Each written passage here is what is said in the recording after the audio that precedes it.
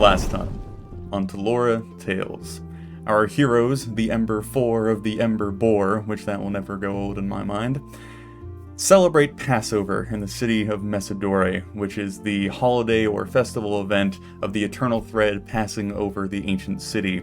They partake in some of the festivities, kind of splitting off and coming back together to finalize the passing of the blooms or the floating of the flowers out into the bay, and eventually then spend a week kind of decompressing from all of their adventures so far, doing various tasks that we have gone over in varying amounts of depth.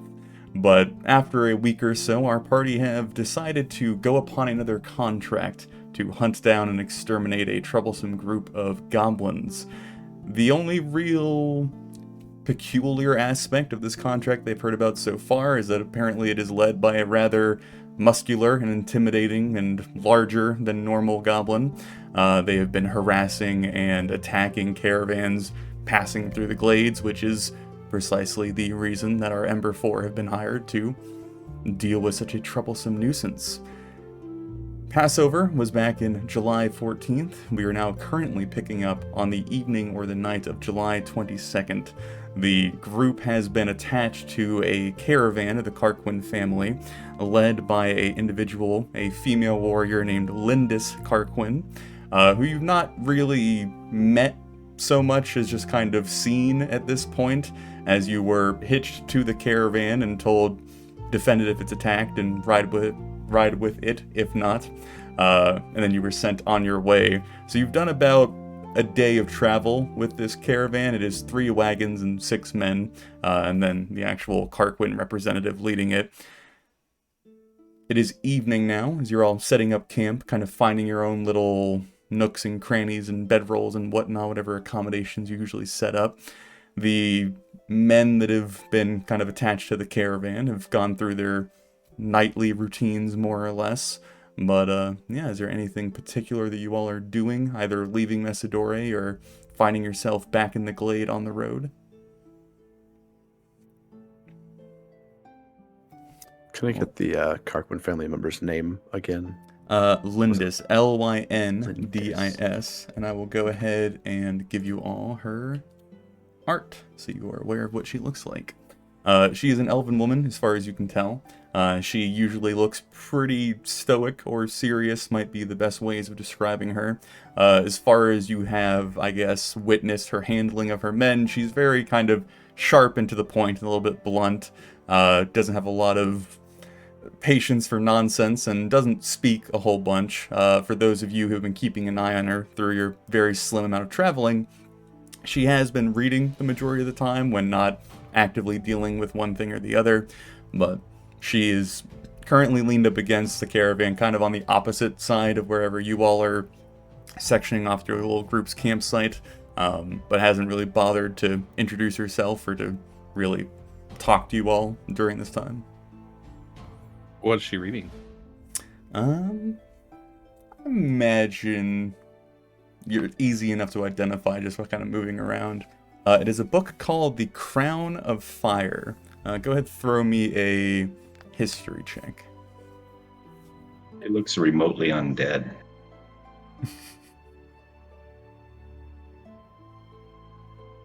19. Okay. You have passing knowledge of this, I suppose. The Crown of Fire is more or less a collection of accounts of the tiefling kings that try to take power after they entered Talora. It was a rather vicious and somewhat self-fulfilling cycle of one tiefling trying to raise themselves up and then being deposed by another. It was rather bloody and violent, and a strange way to blossom into the new world. So the book itself kind of just tells the different tales of the various kings that rose and fall and fell, and the time is known as the Crown of Fire, as it burned whoever it touched, for a little bit of poeticism, I suppose. But that would be what she is currently reading through.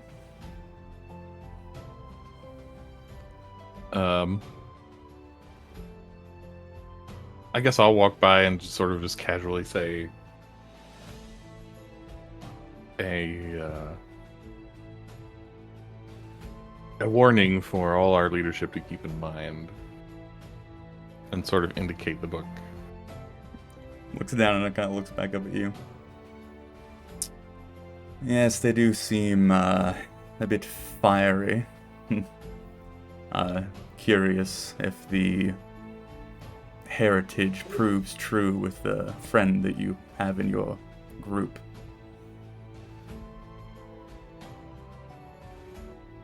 He would be off playing with Mr. Sparkles. Like the most cuddly scene imaginable. Yeah. Well, on a personal level, it's been quite a benefit to know him. Well, I imagine he's proven his worth in one shape or form. I don't think I have gotten your name yet, sir. I'm Quinlan Carrick. What do you do, Quinlan? I'm one of the Ember Four. Suppose I'm an adventurer. What do you do? Are you a fighter? Are you a schemer? Are you a skulker? Are you a skirmisher? I'll let you be the judge if we run into any trouble. Well, undoubtedly we will. So hopefully, whatever adjective you would use to describe yourself will come in handy. Not just adjectives, superlatives. Mm. Then I'll walk away. And she would go back to her book. But is there anything else in particular the group is doing during this time? Just confirming our numbers. So you said there were 6 men. I'm assuming they are both driving the wagons and acting as guards for the caravan. Okay. So there's not like any quote-unquote non-combatants. The rough layout that I have set up for you all is that Lindis and 3 of her men are in the first cart, and then 1 of her men and Thomas and Sven are in the second cart, and then 2 of her men and Brainnoon and Quinn are in the last cart. So, unless you guys want to disrupt that in any way. As far as judging them and maybe their prowess, it's a mixture of they're probably just on this for pay, like kind of common working class kind of individuals. There are a few that are a bit more armored and maybe move with a little bit more deftness to them, but they are certainly not superb. They're more or less just kind of warm bodies to do as they're told, all being hired by the Carquin family. But that's about all that you've really sussed out about them so far. No magic users. Not that you're, I guess, apparently aware of. And to, I guess, also answer the question, Lindis doesn't really show any sort of aptitude towards magic use. She is very heavily armored, wields a rather ornate but certainly effective sword that she has not drawn for any reason yet, but it's very clear on her person. But yeah, so it seems like everyone you have around you is either some sort of martial individual. There are a few crossbows and whatnot kind of spread out throughout, so.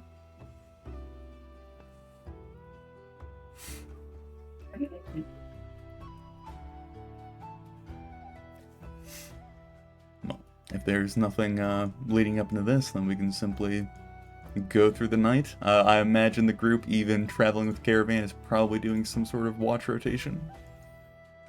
I would assume our standard watch. Okay. I actually threw out that post-it note. So, my lovely Brainnoon, you want to be in a watch rotation? Oh, gosh. Hold on. I probably have it in my notes somewhere. What Been a session little would while. that have been in? Wait, can I just search? I think I was third. I want to say Quinlan and I were in the middle. Like I was, or I might have been last. I think Yeah, I think I last. was third. Because I believe Benjamin volunteered for first. Okay. Yeah. Spin, Right. Quinn, me, Brandon. Okay. Easy enough. That sounds correct. Okay. I'll eventually find it. Oh, hey, watch order. Sven, Quinn, Thomas, and Brayden. Hey, well, you guys worked that out naturally anyway, so congratulations, I suppose. But you would have, I guess, the supplements of the other guards kind of being on watch with you whenever you guys are going about your own watch. But go ahead and throw me perception checks for you all for the first night.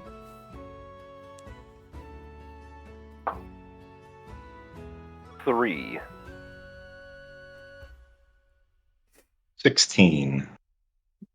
11. 19. Okay. And Sven, you're first on watch? Alright. Hmm. So, give me an insight check real quick, Sven. 13. Okay.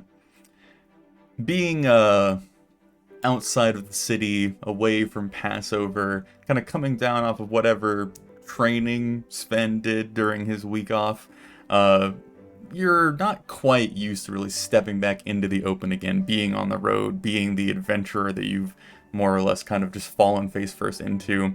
Your perception and awareness of what's going on around you is pretty piss poor, but perhaps it's due to all the jangling of your new headwear that you now have kind of draped between your two horns. You have noticed, however, that in the first little stint of traveling, while Lindis hasn't really introduced herself to anybody or hasn't established herself to your group in any sort of way, she's had a couple glances over at you, a bit more lingering than any of the others of your group. So as you are on watch and you're kind of vaguely aware that she is as well, despite her wearing incredibly thick armor and making absolutely no attempt at being stealthy, she appears to just suddenly apparate beside you before you feel her her hand resting on your shoulder. Like, well, I see that you are renowned for your perception. Well, when you have such a nice ornament as this, hold on, let me get the feather just. Okay. Yes, well, with so many of us, I don't think that's going to be an issue. What is your name? Oh, you've not heard. I am Svenjamin Sutek Akabula. Pleasure to meet you, and he'll put out his hand. She kind of very gracefully, like, I guess embrace it, not fully like shake it, but I guess kind of just like accept the offering, but not really do much more besides that. And then kind of look you up and down again. I don't know a lot of your kind, but you seem different than the ones that I have met. Yes, well, many of them are unable to embrace life. And do you find yourself embracing life often? Well, we only get the one, don't we? Perhaps we are of a similar mind. I was a bit skeptical seeing you all done up in your dress. Lounging back a little bit more, where, like, the robes start to separate. Well, tell me, why do you keep yourself so locked away? Gesturing to her armor. She kind of just, like, thuds her gauntlet against, like, the chest plate, like, well, it keeps me alive is the most important part. I do have to look the part, though, which is something I am not too keen upon, but such is the Karquin name, I suppose.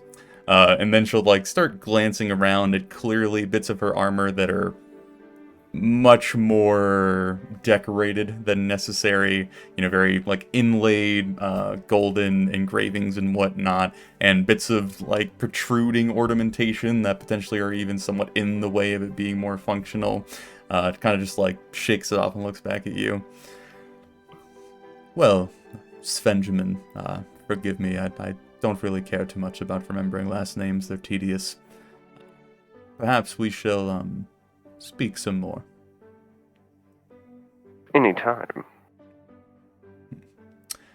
Do try and actually look for danger. I think I have my eye on some right now. with a very unsubtle wink to go with that one. Odds or evens? Always odds be ever in my favor. So, perhaps because it's the first watch, you two find yourself being the only ones on watch, as everyone else is kind of, I guess, what's the word I'm looking for? Built up the later part of the night or evening being perhaps the more dangerous aspect of your adventure, or the night itself. At your subtle little suggestion, you kind of glance around and... I can't say that I've laid with a dragonkind before.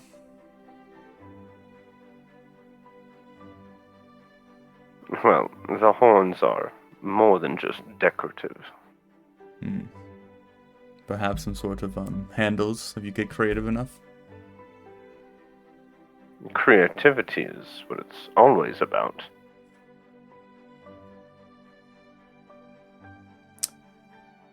Well, are you coming?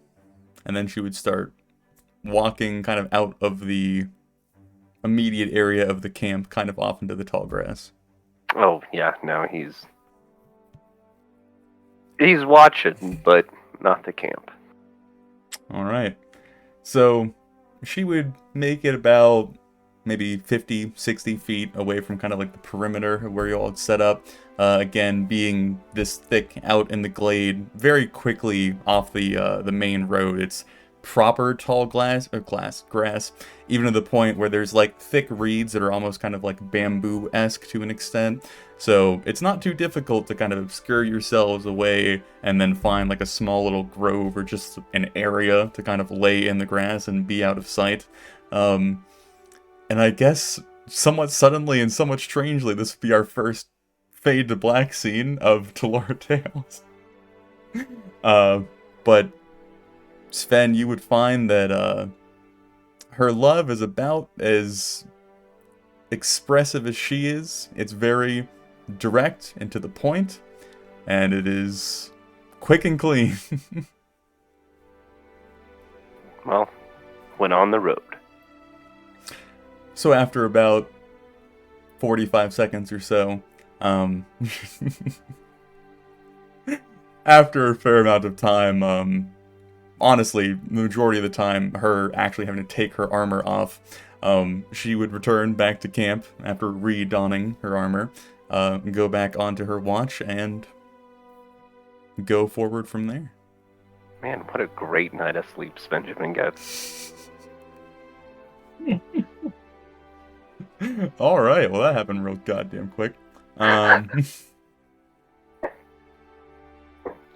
minutes into D&D and chill. I know. But, as you all rise to your occasion for your watches, being this close to, I guess, like the border between the council lands and the Glade makes it a little more, or a little less likely that trouble will find you. Also being somewhat far removed from the area that you've been warned where these goblins might be actually actively doing their nuisancing. So the rest of the night seems to go without any sort of trouble or warning or alarm or anything kind of catches your attention. It is nice after being in the city for quite some time to return back to nature, the kind of distant, constant droning of various insects and crickets and whatnot kind of drifting across the glade. You're also pretty close to the coast itself, so maybe a nice sea breeze will wash over the camp every so often. But if there's nothing else, then I imagine getting back up to adventuring further. Alright. So, anything particular during this day of travel?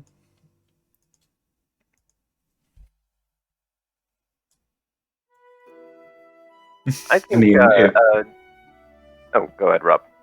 I mean, if it were just the drudgery of travel, and I mean, at some point, Thomas would filter through the different new faces, make his introductions, and that went anywhere with any of them. Mm-hmm. But certainly to Ms. Carquin. Mhm. Are you looking for anything in particular in the kind of, I guess, caravan hands, more or less? No, just, hi, I'm Thomas. And, Hmm. who are you? Blah, blah, blah, blah, blah. Hi, I'm Thomas. Well, I imagine eventually, saving Lindis for last, she would be up on the front caravan, and there's various times you guys kind of have to, like, stop and pull off to the road. It isn't just, like, constant movement all the time. So during one of these downbeats, as everyone's more or less refreshing for another stint, she would be reading her book up on kind of like the bench of the wagon that she's, I guess, riding beside. You approaching, kind of glancing over the rim, like, hello there. I've not gotten your name yet, sir. Oh, it's Thomas. Pleasure to meet you, Thomas. The pleasure is mine. And yeah, words are difficult sometimes, but you're really pretty, and I just wanted to say hello and thank you for letting us come along with you, because it's really helpful for us to be in the middle of a caravan like this, because it'd be really hard to find the baddies otherwise. As you mentioned pretty, you see her kind of like lean around the corner of her caravan and look back at Sven with like a bit of an annoyed expression on her face. Very clearly, I guess, displaying not clear to Thomas, but I guess to the rest of reality, that she thinks that he's blabbed almost immediately after the fact, but kind of turning your attention back to you. If you're looking for handouts, I can gladly say that I've already crossed tieflings off my list. I have no idea what that means. I have everything I need. I bought a good solid 10 days of rations, and Mr. Sparkles doesn't eat much, so. You, does everyone in your group strive to be the opposites of the stereotypes? Oh, no. As a matter of fact, Brainu is quite a typical dwarf. I knew that was going to be the response. Well, you seem And- rather, meek. Oh, well, I mean, should I be different? Honestly, I don't know many tieflings. I grew up with mostly humans, and That explains it. they were pretty mean to me, so meekness was kind of an inherited trait at that point, but I've been working to dissuade myself of that proclivity, and you'll find that in a fight, sometimes I'm quite the opposite of meek. But yeah, Forgive me if I am, suspicious that you allow yourself to be bullied by humans, yet you are out here hunting goblins. well, you don't know what you like until you try it, and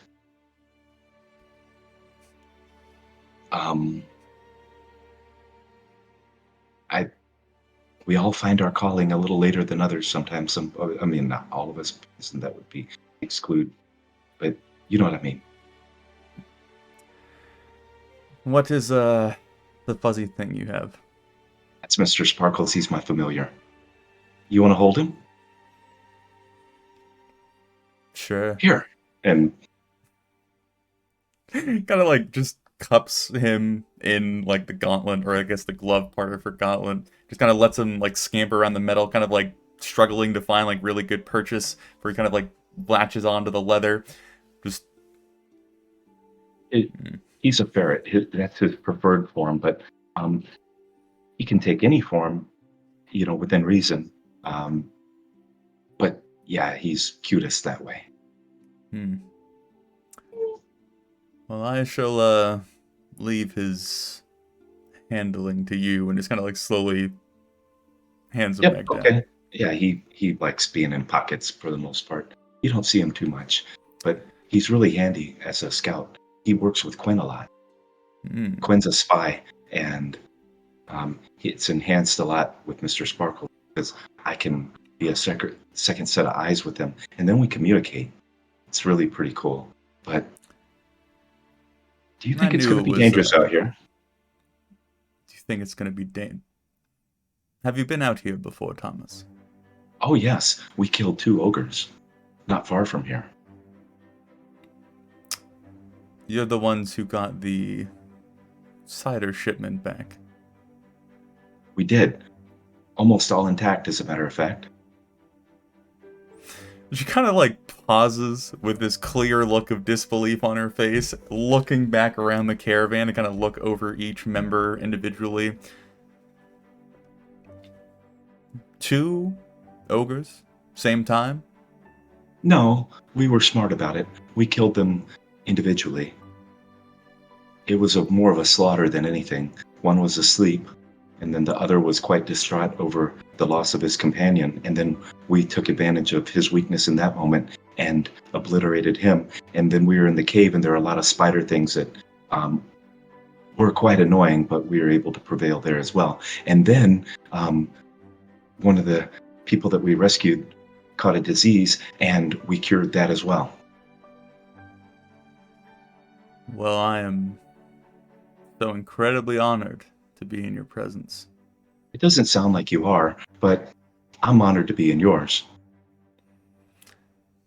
Well, sarcasm aside, I guess you are rather effective at what you do.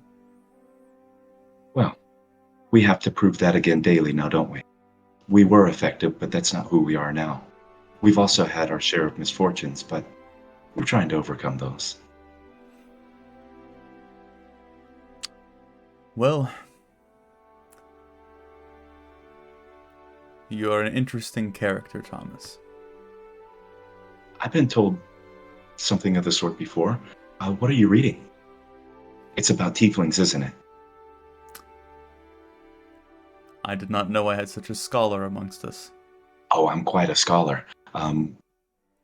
Probably the only one in this group that deserves the title. But to be fair, I know very little of my own heritage. So, what are the top 1 or 2 things you've learned from the book about tieflings that you might be able to share with me? He kind of like looks down at the book and then looks back up at you, and there's this like considerable moment of her kind of like trying to process what she should offer up in this situation. Considering that when they first earned their freedom, which if you're not catching on, sarcasm yet again, they then descended into a bloodbath that lasted hundreds of years, where kings rose and fell like mowing the lawn. They don't exactly come off as the most knowledgeable, peaceful, and meek individuals. Oh, they're not, are they? No, they seem very little different from the evil that we fight on a daily basis.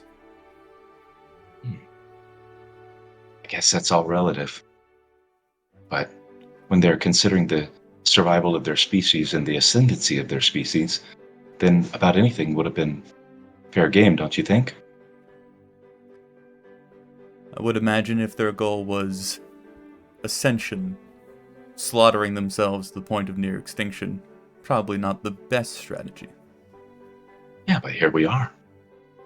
It's one that worked. And as one of my instructors said, a good plan executed now is better than a perfect plan that's never executed. Right? And it was a good enough plan because here we are.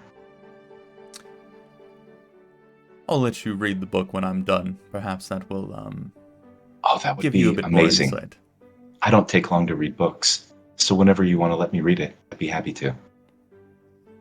Well, reading is one of the things I enjoy indulging in versus other tedious activities. I don't know what to say to that, but sure, I agree. It will take me a See, while. I read very slow. okay. Well, it's been a pleasure, and I just wanted to make our acquaintance, and I look forward to working with you in a professional and productive manner. Hmm. Thomas, what does Braynoon do? Hmm. Well, um, it depends on the nature of what you're asking. If we were And attacked, what are oh, Braynoon's capabilities? well, he has a multitude of weapons that he's able to recall at a moment. Uh, they apparate. Uh, he prefers large, heavy things like axes and hammers, and He's a dwarf. um, yes, and so he uses those in quite a um, contemporary manner. He'll normally swing them very hard at the head of whatever he's trying to kill, and he's usually successful. But on occasion, he also has some eldritch capabilities, and he knows a fair few minor spells, nothing to rival my knowledge, of course, but it is effective for his purposes. You're not known for being concise. I can be, but in a manner such as this, where we're just talking, uh, it's not necessary or desirable. Hmm. But if I needed to be concise, such as in the confines of battle, I'm perfectly capable. Well, I look forward to seeing you, very concisely slay some over and engorged goblins. Uh, as do I. I mean, it really does give me a sense of pleasure, but um, I tend to find even more enjoyment in holding them to where they can't move so that you can go in and slaughter them yourself. It lets me watch, you see. It's been a lovely conversation, Thomas. It has. I look forward to continuing it at some other juncture. And you are very pretty, but you should try to get some more sleep, maybe because I didn't know that elves were known to have bags under their eyes. But good day.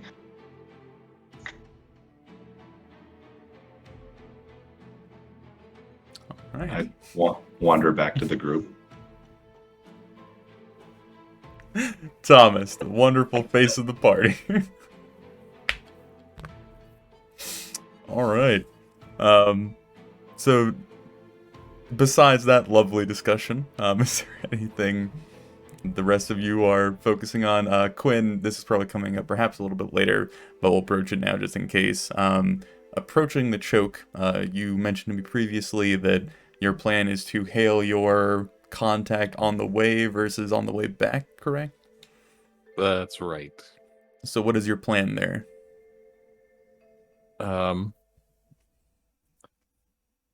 Well, has Braynoon told anyone else in the group? No. Okay, neither have I. In that case, I will attach it to the wagon itself. Okay. Just somewhere up high. But not almost in like an accidental way. Like it's not being flown like a flag or anything. It's just sort of hanging from the wagon somewhere. Okay. And you're just gonna do this at this point and leave it up there? Yeah. Okay. Fair enough. And when we stop, if there are people around, then I'll just be near it. I'll just be sort of under it, doing my thing. All right. This is probably something that you'd be aware of. Speaking out loud kind of ruins the whole like secrecy, espionage aspect of it, but man, D&D. the symbol that you're actually putting up, the circle with the 3 cross lines through it, the 3 cross lines kind of indicate the, I guess, like the echoing or the call or the phrase that the contact uses to approach you. So at some point, you're not quite sure what it is, but 3 distinct kind of repetitive sounds or signals of something of that sort will be kind of like the lightning thunder call to make sure that whoever is trying to make communication makes communication. So that would come up at some point. Again, however that signal is provided, that's kind of what you're waiting for, I suppose. So, Okay. but, alright.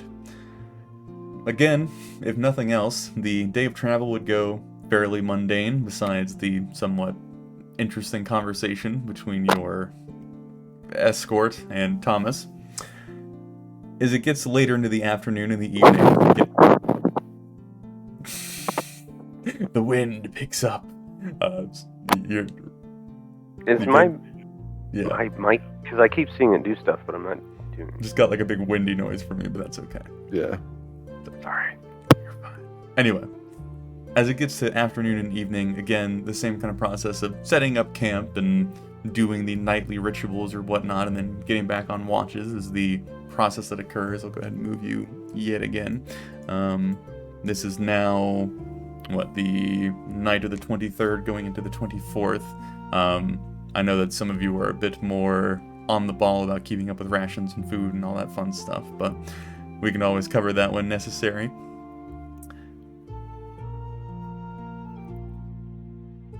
To keep it brief, and also imagining that all of your perception checks will be fairly average across the board, Sven, you would have a very small conversation with Lindis as you two find yourself first on watch yet again, where more or less it boils down to her telling you to keep your lips shut and to not so openly speak of such things. Again, assuming that you blabbed Thomas. She would not leave a lot of time for you to reply, as she is now kind of giving you a bit of a cold shoulder, unless you try and alter it otherwise. This night she actually would have interrupted him as he's writing now an erotic tale based around recent adventures. So, like, he'd be scribbling down onto his papers, and then she would, like, basically berate him a bunch. As she walks, that's going to have to go in the next paragraph. And he'll deal with that later. He has his muse is writing. Alright. As everybody's time in camp passes by, another night going overhead, the thread now passing from the western side of the sky to the eastern side of the sky. It is a rather uneventful night once more. It's very calming and peaceful. The repetition maybe even potentially getting somewhat irritating as you all are kind of getting that tickle of adventure, of adrenaline, of anticipation kind of growing, waiting for something to happen, knowing that something's going to happen, being out here for a particular reason. Before we go into, I guess, further adventure and traveling and mundane routine, is there anything unclear about the contract you guys are going into, or the approach, or the plan? That, like, I know the group hasn't really had a lengthier discussion on it, but just wanted to make sure any of those questions got answered beforehand. Original thoughts were they might be in the old fort, but there's supposedly a griffin up there, so we need to find somewhere else to figure out where they have started to raid and camp from. Mm-hmm. Is my understanding. Yeah, my rough idea of what the plan was tie ourselves to this caravan, assuming it's going to get attacked, protect the caravan, and then hopefully either have something we can track back to wherever they originated from, can follow them or interrogate, whatever it might be, hoping to get back to wherever they're based out of. I also would have shared with the group Camus's instruction to make sure there were no survivors, including anything. So Would there have been any reaction to that from Sven or, I guess, Quinn or Thomas? Yeah. I just kind of an expressionless or neutral expression and nod. Okay. Mission details understood. So, picking back up in the morning for yet another thrilling day of travel, because that is what D&D excels at, is the thrill of travel. You are now getting closer and closer to the area known as the Choke, which encompasses a pretty large tract of land. It's more or less like a vague area versus any sort of like region that you cross into. The sea is now perhaps about as close as it ever will be at this point, as more and more grassland pass by, the same old scenery passes by, but the mountain range off to the west kind of grows closer and closer in proximity. Who has the... Yeah, so Quinn. As you are on the back cart with Braynoon, bringing up like the rear of the caravan, and I also should pay lip service to the point that there have been other caravans and whatnot and travelers that have been passing by, either going faster than you in your direction or opposite you back towards Messidore, none of them being of any sort of colorful or eye-catching variety, just your normal travel upon the road. But Quinn, it's perhaps maybe 10, 11 in the morning. You haven't been traveling that much yet for this day. You're glancing off to the west, kind of watching the grass of the glade kind of sweeping back and forth with the wind.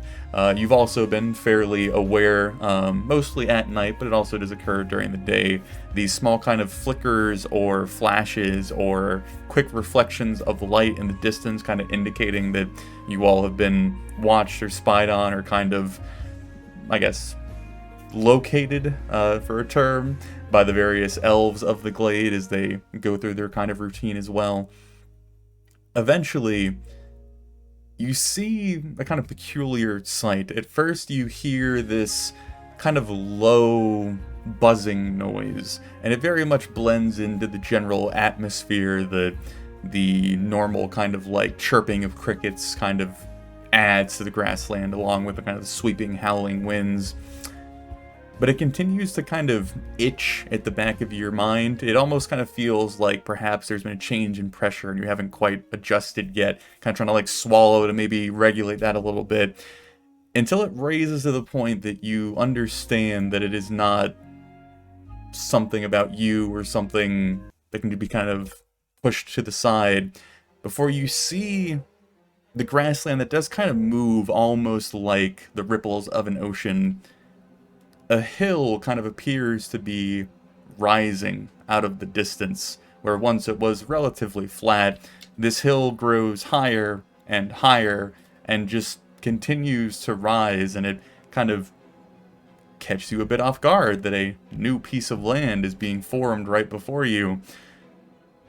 Before eventually the shifting mass is so sporadic and violent and large that you're able to identify that it is not a hill.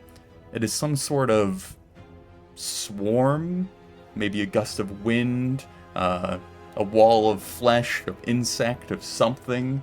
At this point, you were spotting this from a fairly long distance away, perhaps maybe even over a mile, but it is rising rather rapidly and also kind of progressing over in your direction. The noise that has kind of been picking up growing louder and louder, and I think it is safe to assume that you are the first to pick up on this, but it won't be long before everybody else does. I think so. Rather than try to be clever about it, I just point over there and go, "What's that?" As you point, everyone would turn and very clearly see the image that has been described. Braynoon and Quinn, because again, I think you're the only one really familiar with the region. Give me...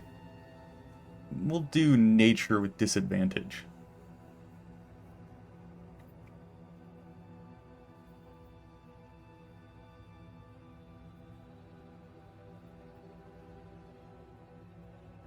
$13. 4. Quinn very much calling out what you know. What the fuck is that? As it continues to encroach upon you. Brandon, as you glance over, having come from the western side of Runathosi, where the elves and the dwarves and the various cultures of the elves kind of mix a little bit more, there's also a fairly extensive glade on that side of the continent.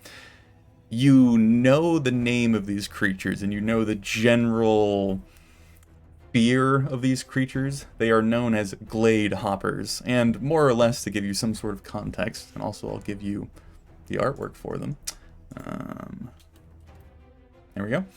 They are massive grasshopper-like insects. They are probably the size of a horse in size, so they are pretty terrifying creatures to behold, and in a swarm as large as this, that at a quick glance you can easily see is over 100 strong. It is a literal wave of, like, almost locusts of an insect swarm kind of rolling over the landscape towards you. As you identify it, and Quinn, you pointed out, you would immediately hear, Linda's calling out from the front, "Glade hoppers! Everyone! Tinder! Machetes!" And as she hops from the caravan, you would see everybody, almost like some sort of drill that has been practiced over and over again, kind of burst into a flurry of motion. You would see all of the carts kind of being stopped and drawn in this, like, compact, somewhat triangular, I guess, like, defensive position. The men race around to the back where there's, I guess, like, maybe like a sectioned off footlocker or toolbox attached to the side of the wagon, and they throw those open and start pulling out sickles and machetes and various bladed implements, as others are pulling out tinder boxes and flint and steel. And she is quickly directing for fires to be built around the perimeter, as she is pointing first to the west and then making sure to extend it around the entirety of the small bit of safety you've established. As she's going through this process, she kind of look over to all of you as you are either moving or still in your positions, and it's like, if you light a fire, get the fires. If you can't, grass. And so I point at where they're setting up one of the fires, and I tell them, tell everyone to move away from that area. And as they move, I'll cast create bonfire in that area. You'd see that, like, probably 2 of the caravan hands, they're like part of this conveyor belt process is taking kind of pre-cut bits of, like, the wood or timber sticks that they've gathered, and have constructed kind of smaller starting spots for the fire, as the larger part of the forest are out in the glade at this point, sweeping down long rows of the tall grass, collecting bundles. And so as they start setting up the kind of starter fires, you can easily go to set one up, or to set it to light as they move out of the way. Lindis would then look at the rest of you to see if either of you want to pitch in. And it's a cantrip, so I assume that you could just go through the process. We could probably daisy chain those, yeah. Yeah, I'm gonna shout out for Sven to aid Thomas. If there are extra sickles, I will grab one, toss one to Quinn, and then I'm gonna don't know what's happening. I'm just gonna start with helping with the harvesting any grass that I can. Okay. Quinn, was there a reason for the facepalm? I was playing with Valorant Sheet since the start of the game. Got the correct one open now. Yeah, randomly, the immoral emperor graces your presence. Anyway, they wouldn't have changed the nature check, same bonus. So I have a tinderbox of my own. That's what. So I'm gonna take that out and join the effort. Okay. So Brandon, as you were kind of out in force with the larger part of the caravan hands, as they can kind of quickly see that setting the fires are now less of a problem, you are instantly breaking into a sweat, as you know the glade is kind of this open, high temperature ecosystem, as you are just whacking at the base of these kind of thick weighty reeds, grabbing big armfuls, coming back to the fire, and you can see that the caravan hands are stoking them to try and produce as much smoke as possible, throwing green grass over the flames, trying not to fully snuff it out, preparing extra as this process of creating this literal ring of fire is very quickly sought into. You can hear that droning noise off in the distance, kind of amplifying or fueling your adrenaline and your energy as it is almost like grating and scratching at your mind. It is so loud that eventually, even before they're upon you, it is impossible to speak to one another. The sound is so loud and so dominating that just opening your mouth to try and say a word, it looks like you are miming as the air is just filled with this chittering concoction or symphony of very large and deadly insects. As the whole small section that you've kind of claimed is now plumed with smoke, this large kind of spiraling plume of smoke extending off into the sky. You all are looking through the small gaps in this veil that you have created, and you see this hill growing closer and closer and closer, the actual silhouettes of the individual insects being able to be picked out. Over on the northeastern side of the fire, or the ring of fire, each caravan hand has kind of set itself upon the western side, because that is where they're approaching, kind of giving that the most attention.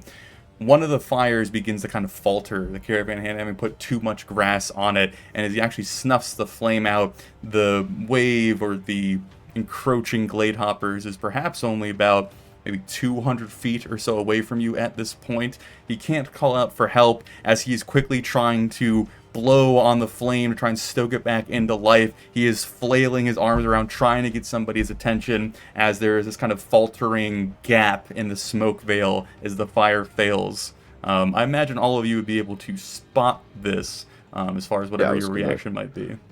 If I can make eye contact with Thomas using our predefined hand signals, would basically be directing him to reignite that, if at all possible. Yeah, it's only. Am I within 60 feet of it? Yeah. Should be able to. Okay.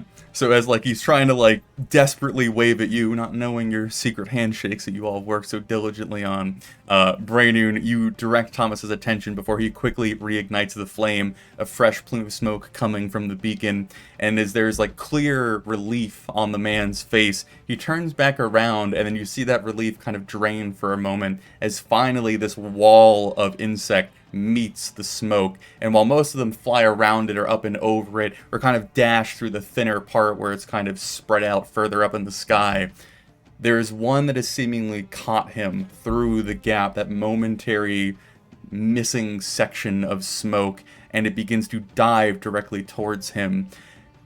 I'm probably, because this isn't going to be a full-on combat, if any of you do want to react, I'm going to ask for a general dexterity check, and we will see who has the reaction time to do anything.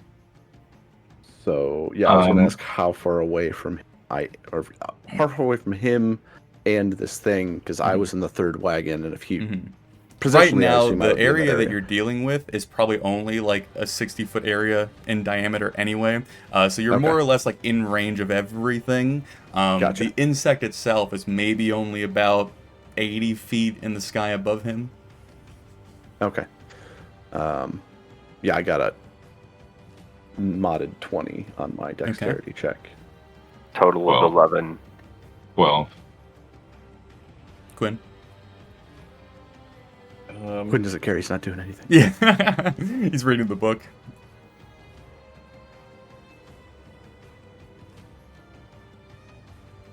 Eight. Okay, so Braynoon, you're the only one, I guess, either watching or fast enough to react as you see this caravan hand kind of freeze, being probably one of the more inexperienced ones that were brought along, probably one of the younger ones as well, as he is frozen. If he is screaming, you can't hear it. As you see this glade hopper diving through the smoke, it is this image of kind of shrouded death and this weird green shimmering effect as it dives upon him. It doesn't immediately lash out and attack, it more wraps its legs around him like a cage, and he is quickly collected, and it is like the back hind legs of the Glade Hopper are using itself almost kind of like a trampoline kind of effect to then launch back into the sky. And you have one action-reaction attempt to alter this course, sir. So what I was going to say before that happened is after giving Thomas the command, I was going to towards him. Mm-hmm. We can rule whether that happened or not. But basically, I would like to throw a hand axe trying to hit one of the rear legs he's using to launch back off the ground. Okay. Hoping that he falters and yada yada yada. Okay. I'll probably give you disadvantage because you're targeting kind of a specific smaller portion, but I am totally cool with that, so I guess do I see that? You do see it, but you are unable to react. And, just being... you little shit. The flames have really brought Thomas's focus to the forefront, and he'll roll a 20 on that. So what is that with your bonus, sir? Just for shits and giggles? Oh, with my bonus, if I roll a 20, a 25. Okay. So as Thomas, you are watching, but you are still kind of finishing up the, I guess, various hand gestures you need to do for the bonfires. It reignites a little bit of like success and exhilaration rising, that power that you've kind of been teasing actually coming into fruition once more. You're just able to like look at Braynoon as he is barreling towards the man in question, hand axe in hand. And as the Glade Hopper descends upon the man, there's almost this kind of slow motion that takes over your presence. You are watching each and every movement of muscle, of every step, every plume of smoke kind of slithering in time itself, as you are almost stepping behind Braynoon in this kind of almost ethereal way. You are guiding his hand as your eyes are intently locked on the singular joint of the Glade Hopper's leg. It is just reaching the climax of it, compressing, getting ready to spring once more, as you feel like the smoothness of the hand axe sliding from Braynoon's grip, and you know that it's going to land. There is a sense of confidence and kind of rush of adrenaline that kind of fills you as Braynoon. You're just like, oh fuck, and you throw it forward with all of your might, and you watch it perfectly and cleanly land, severing the lower half of the leg from the top. And as it goes to try and put pressure on it, it instantly crumbles, stumbles, the wings that are flapping actually striking the ground from it, not expecting the sudden drop.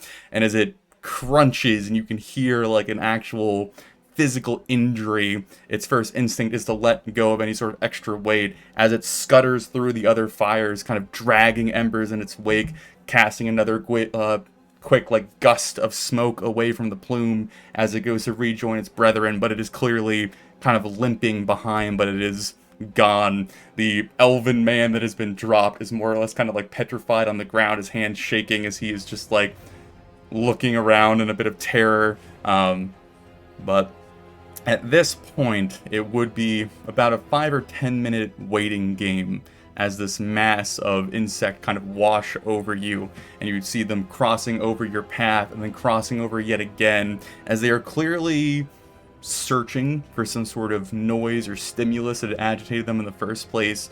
And only after maybe 15 minutes or so of you all tensely stoking the fires and working together and watching one another, the droning recedes down to a level in which you can communicate once more.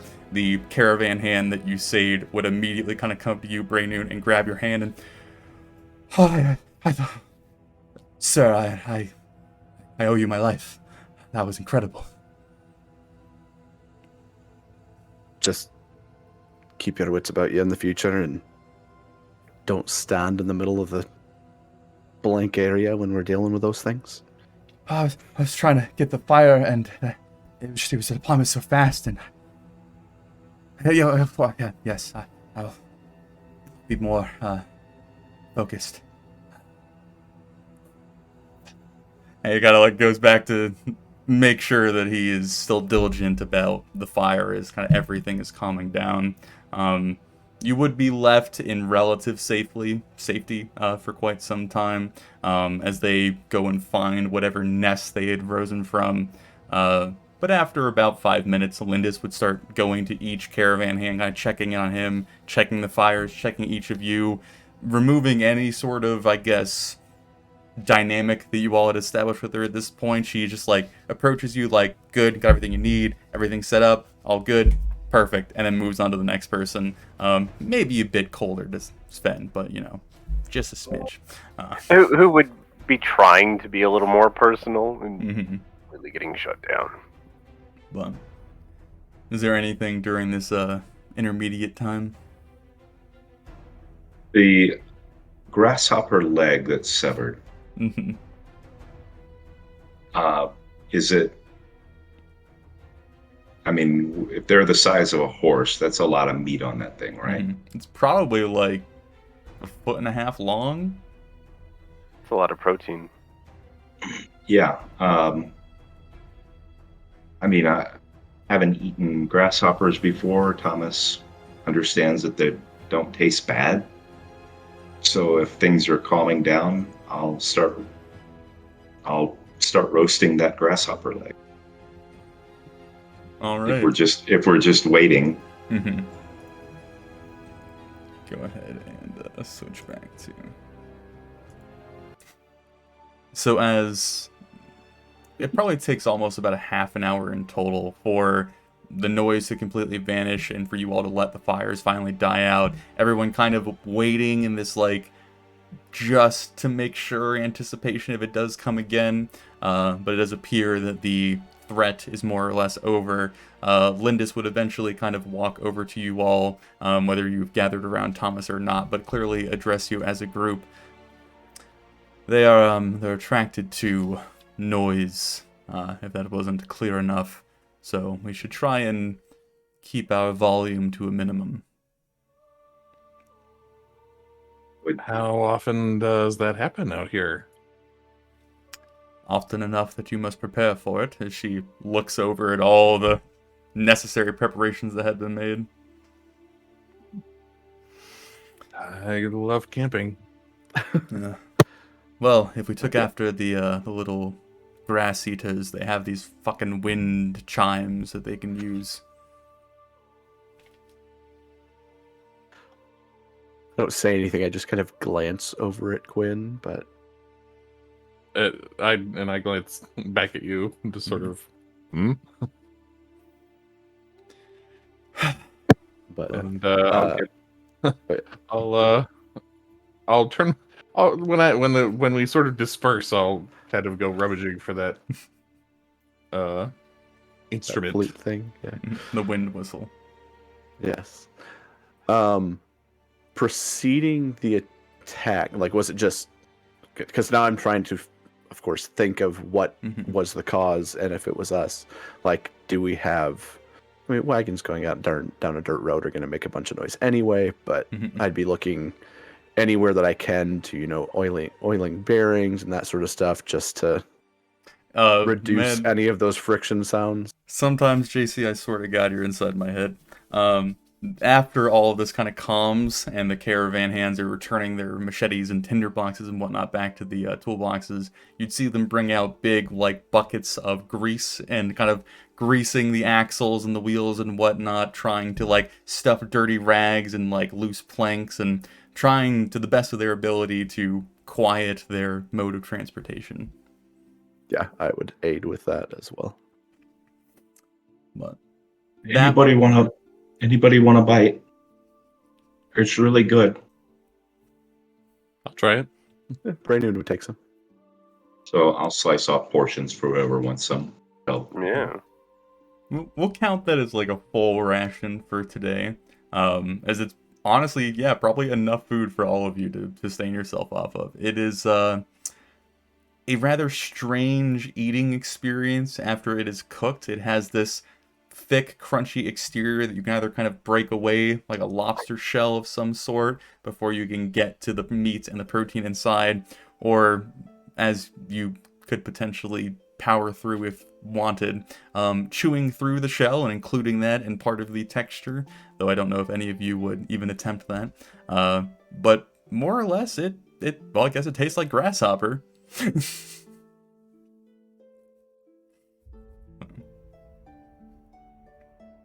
Roasted, they're actually pretty good. Yeah. And it's not a It's a bad little dry, experience. but- Yeah. But I'm still after learn about roasting grasshoppers. Hmm? Where did you learn about roasting bugs? Survival school. In I was character? gonna ask, was that Oh. a Quinn to Thomas question? Yeah. Oh, Quinn de Thomas. Yes. Same answer. I mean, when you grow up poor and you get tired of eating fish all the time, You got forage for cockroaches. no, grasshopper.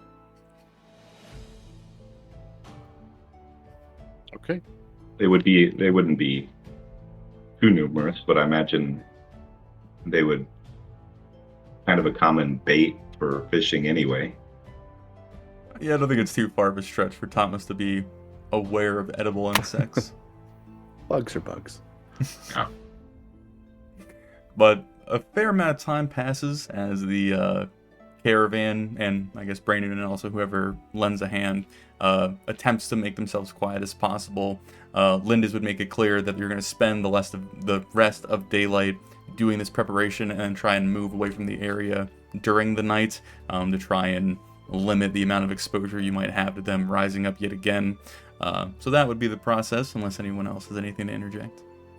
I think Sven actually would start to try and mend that unfortunately broken bridge there with Lindis. As she's going about, he's next to her. Just I'm happy to help. Of course, just let me help do this for you, and maybe being successful in whatever he's helping with, but mainly just trying to talk to her throughout her basically being busy working. As you are working beside her, she doesn't flinch away or make any sort of obvious reaction to your presence, because now you are out and about amongst people. But she would wait until it's mainly you two kind of working together before she would turn over and, I don't mind us having some sort of dynamic, but it can't be known to everybody. You do understand this. I haven't told a single person, unless they read my book, but I haven't mentioned that one yet. So you did not tell the Thomas? Goodness, what kind of a gentleman do you think I am? If I thought you were a gentleman, I wouldn't have approached you in the first place. Oh, well, thank you. Well, if you didn't tell Thomas, then I suppose I am being quite the bitch to you. Let us forget it then, I suppose.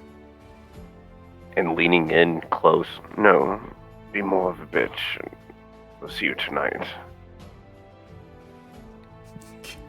Give me a persuasion check.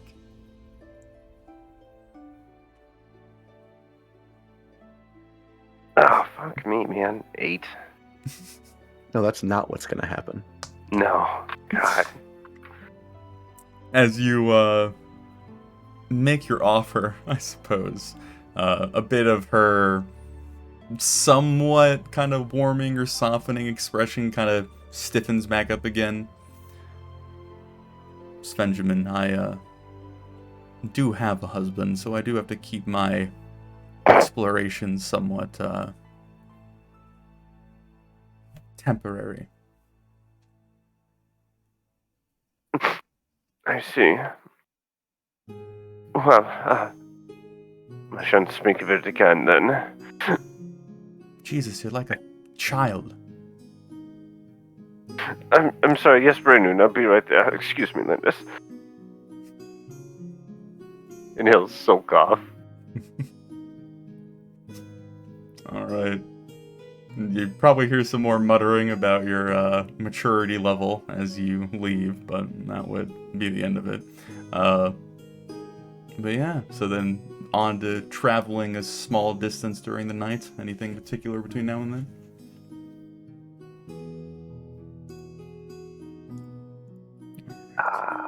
The only thing I would have said is that in our travel so far, any caravans that we would have either passed coming the other direction or even going ahead of us, I would have been just a very quick, while passing, have you noticed any signs of goblins? What have you heard? What check do I want to make for this? Give me just like a raw charisma check. I think that is going to be a 17. Yes, it's only a +1, 17. Okay. None of them would mention any sort of attacks or ambushes, though you would see them clearly getting concerned as you ask about them. And you are dealing with a variety of travelers. Some of them are only 1 or 2 people, but carrying very little goods. Some of them are Right. almost kind of rather lengthy wagon trains that are almost like 20 people. The one comment that you've been told that I guess stands out besides the normal, like, oh, you know, this heat and it's almost harvesting season and, you know, various whatnots, is apparently 2 separate caravans mention this, and it's why it kind of stands out in your mind. There is a pure white stallion, horse, something of that description, kind of far off the road over in the western part of the Glade, solitary, which is strange because either wild horses would move in a group, or if it had some sort of rider or companion or owner, it would be looking after it more. And it is apparently so striking and awe-inspiring that a few of the various individuals went out to try and find it or capture it or rein it in, and then it would disappear upon growing closer. So. Okay. I would probably just communicate that to our group just to keep an eye out for it. Especially to probably Thomas, who of course has walked away at the moment. Okay, he's here in spirit. Yep. Just asking for him to keep an eye out for it and any sort of potential arcane mischief that might be tied to it. Okay. So as you guys travel the last little bit of afternoon and evening using both your quieted vehicles and the cover of darkness to kind of move away from the potentially dangerous area, you do start your watches kind of late, but you are rising early enough to get back into the general rotation that you've kind of fallen into. I guess, yeah, everyone go ahead and throw me a perception check for your watches. 13. 22. I have the right sheet now. 11. Okay. 13. Okay. I will say this. Before watches would be necessary during the setting up of the camp, I think Sven would actually probably approach Braynoon,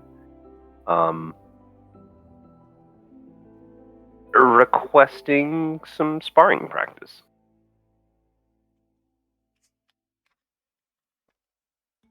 Yeah, he would be completely fine with that and handily defeat you in martial combat. Oh, certainly. It was mainly so he could seem Right.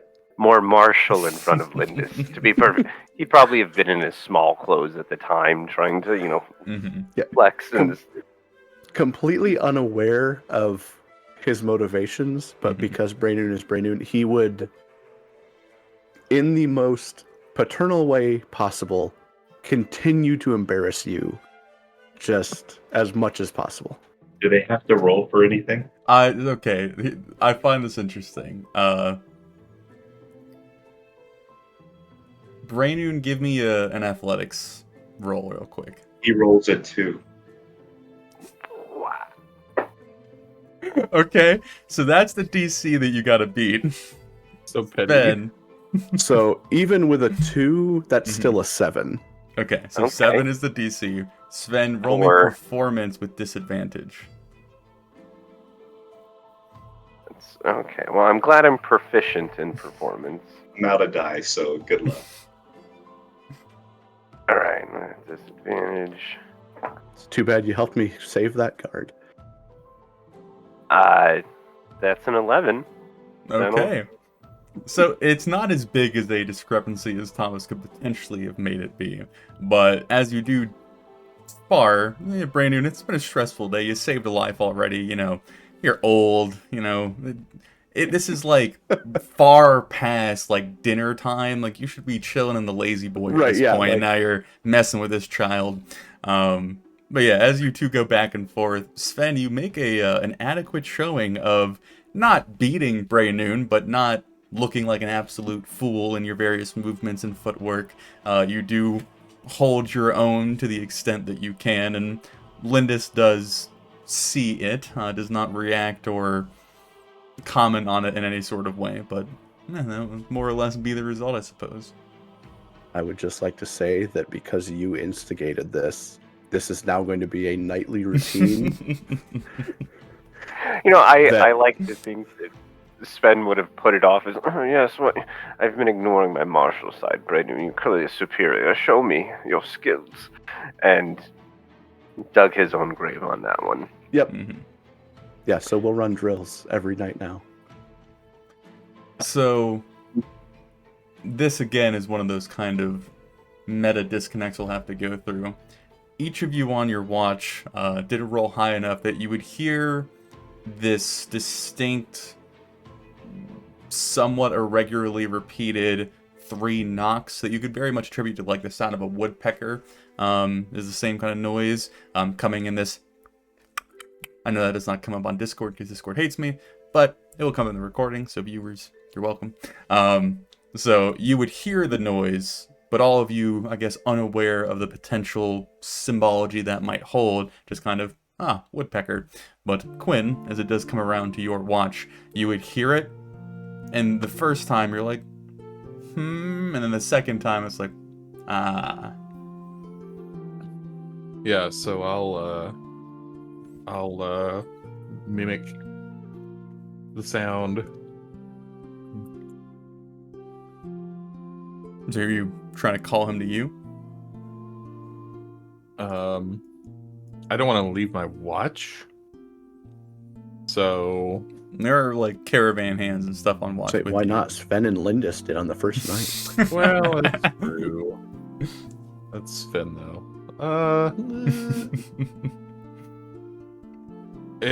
I understand it would probably be difficult, but can I get a sense of how far away?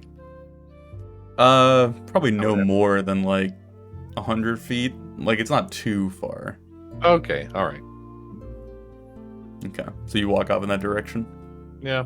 Okay. Go ahead and throw me a perception check, just for shits and giggles.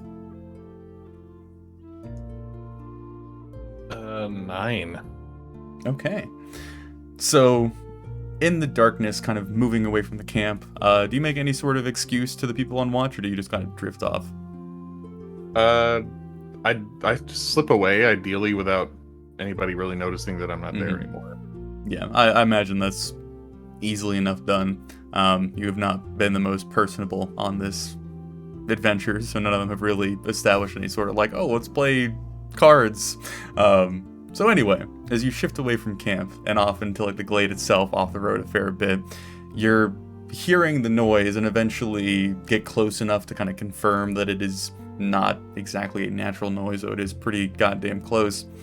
You cannot seem to find the source of this noise as you are very delicately exploring, searching, trying to find it, before almost as if appearing out of the darkness, out of thin air, there is this silhouette of a tall man standing before you. I'll go ahead and show you that. It is clearly the aesthetics of a Glade elf, having the very prominent wide ears, the kind of darker skin, the black hair that is incredibly lengthy for him. It's about down to his mid-waist, or I guess to his waist. He more or less, again, just kind of stands tall in front of you. He is holding this small box in both of his hands as he's just looking down at you, and he doesn't, I guess, take the initiative to introduce himself or say anything, as he is just kind of waiting for you to, I guess, respond or react.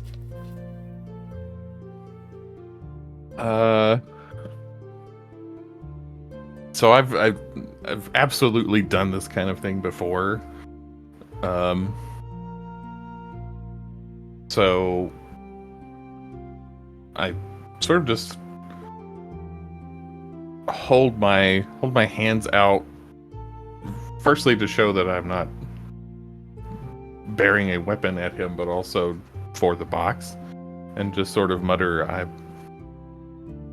I'm your contact. Do you have anything else to let the folks in Messidori know? I have a question. I'll answer if I can. I signaled 3 weeks ago, and I hear that you are celebrating. It was a holiday in the city.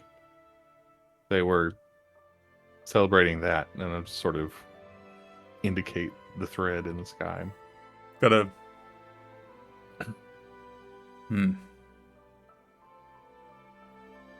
Well, I've kept it safe despite your negligence. And he would slowly set the box in your hand. What do I notice about the box, first off? So you would be familiar with these implements, I guess. They are known as either security parcels or tamper chests. The one that you've been handed is maybe about a foot long and 4 or 5 inches deep. It's a black wood that is somewhat decorative, but it is pretty plain. It has this golden band around, I guess, like the crease of where the lid meets the bottom, and you would know that the band is etched and runed with arcane magic. It is more or less a kind of anti-tampering seal, where there is a code word or a phrase that opens it up so that it can be opened by whoever it is intended to be given to. If it is broken by any other means, even if like the box itself is compromised, the seal will indicate as such. So it is used for precisely these kinds of situations where you could open it, but then whoever is supposed to deliver it would know, or you can't open it and you deliver it to someone who knows the code phrase. So I'll take the box and just kind of look him over, and I feel that I know better than to try to engage him in a protracted conversation, because that would immediately send up a red flag. But I say, I have a question now.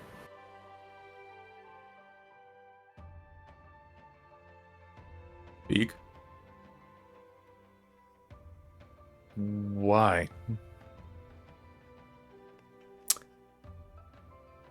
And as he's answering, as he's thinking of his answer, I want to commit him to memory. I want to memorize his features. I want to memorize his mode of dress, identifying characteristics. Mm-hmm. There really needs to be a culture skill in this fucking game. We might make that a thing. Give me a history check real quick. Give me a history with advantage.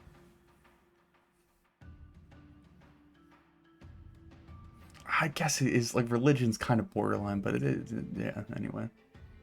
16. Okay. You, again, being somewhat intermingled with the Glade Elves and knowing some of their practices and norms, the only time that they show their weapons is usually when they are wielding them, when they are drawn, pointed, you know, bared for some sort of defensive maneuvering, because very, very rarely are they ever the offenders. Otherwise, they are kept in sheaths and scabbards and holsters and whatnot that hide the bladed edge or the deadly side of whatever tool they are wielding. He very boldly and clearly and somewhat, I guess, flauntingly wields a falchion that is not sheathed in any sort of way. It is just placed through a loop on his belt with the blade being exposed, which is something that you would catch. Otherwise, he does appear to be a younger elven man. You'd probably place him in his 70s, but for an elf, that is kind of like just getting to real adulthood. So he's kind of that Spitfire energy to some extent, just kind of getting that vibe off of him. He is also heavily armored, not to the point where he's dressed in plate mail, but he is armored versus just being kind of in almost civilian-esque clothing. But as you do ask the question, he would eventually answer, I am tired of running.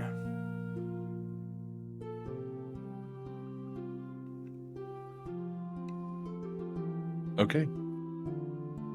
You make sure that gets put to good use. It might be a while again before anyone makes contact. I've been told that the route is being watched. Well, if your infamy precedes you, that shouldn't be an issue. Do I think he's referring to the Shabalar or to me?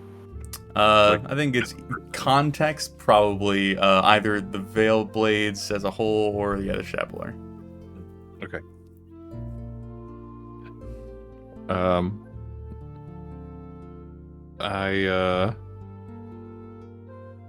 I just depart back for camp at that point. All right. So you would return with mysterious black box in tow. However you want to handle that, keep that. It's all up to you. I just sit on it, maybe literally until morning. Okay. Is there any specific plan in the morning? Yeah. Okay. Well, we'll go ahead and jump to that because there wouldn't be anything else eventful. I get Brainoon and Thomas and take them both aside.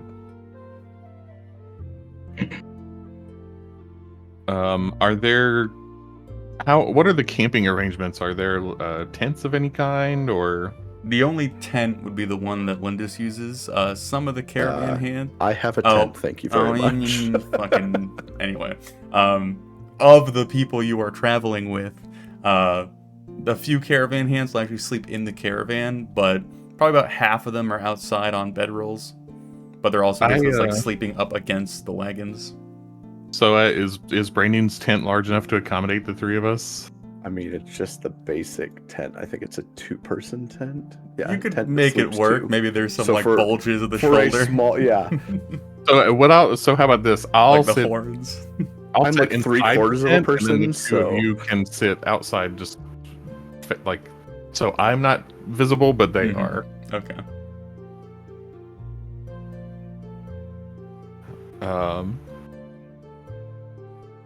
So without wasting any time, once I'm satisfied in our privacy, I'd take the box out and set it on the ground and say, I met the contact last night. He gave me this. Thomas, are you familiar with the workings of a device like this?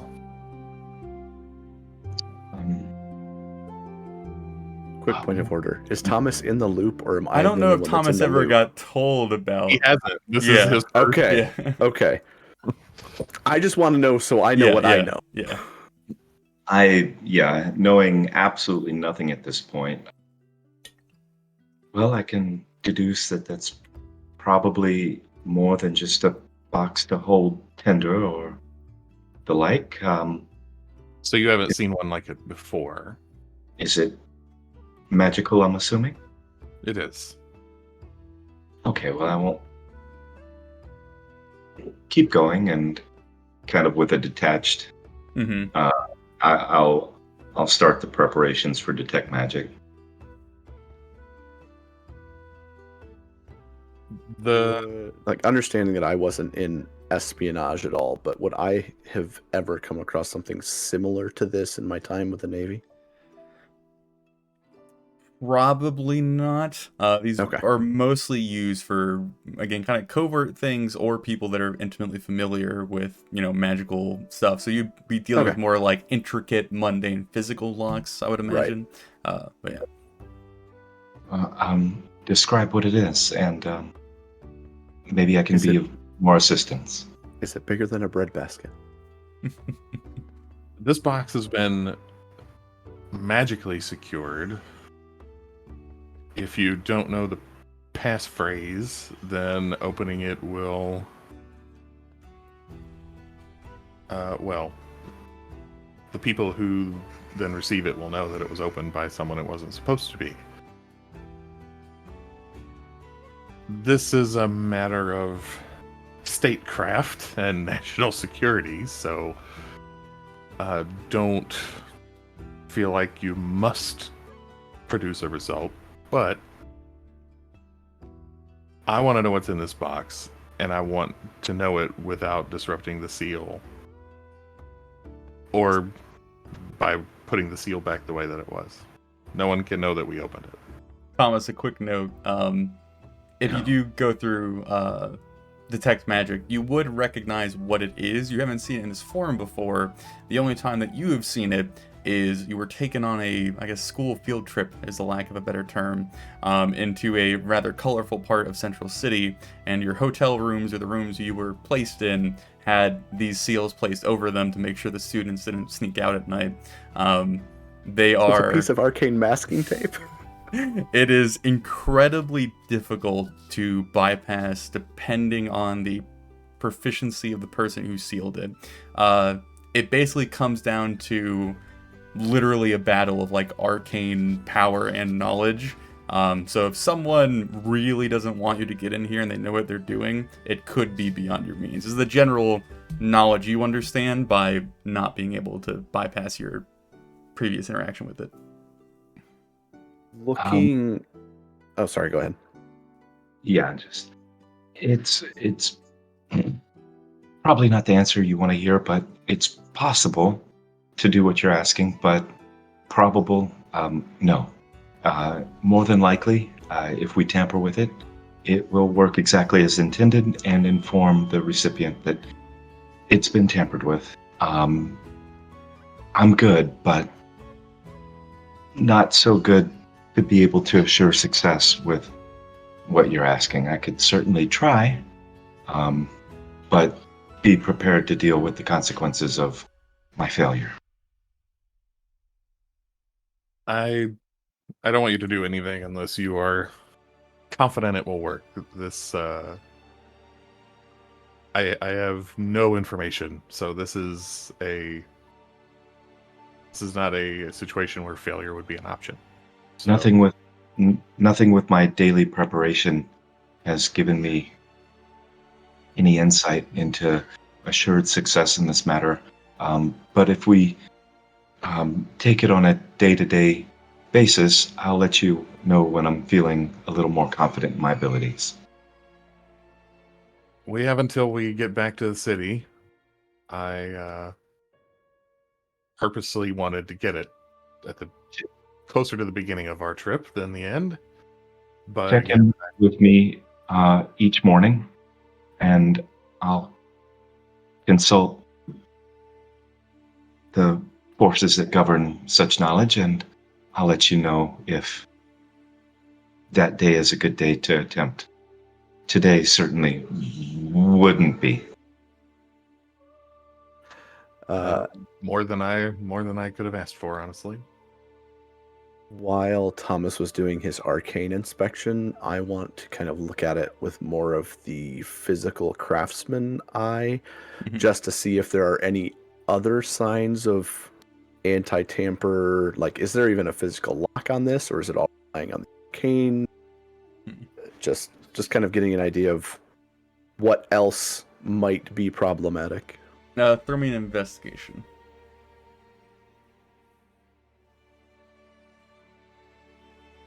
Not a horrible roll.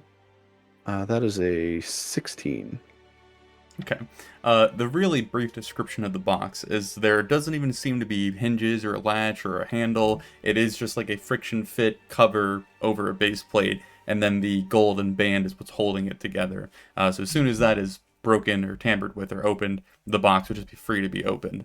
The wood itself, it could be basically any variety of wood, though it is appear to be a hardwood. It's stained in some sort of black. No one has labored over this box for hours on end. It just kind of appears to be a necessary shroud for whatever is inside.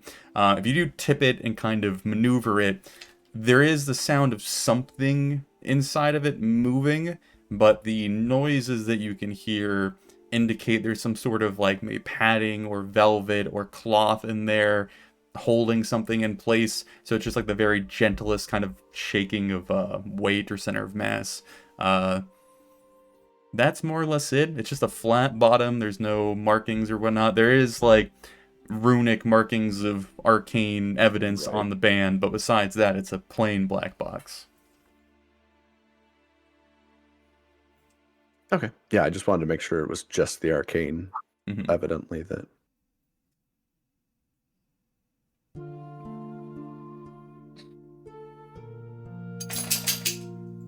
All right. Well, I'll check back. Let me know if you want to. Do you mind if we inquire as to where you received that? Sure. It was a couple hundred feet that way. Typical. I like it.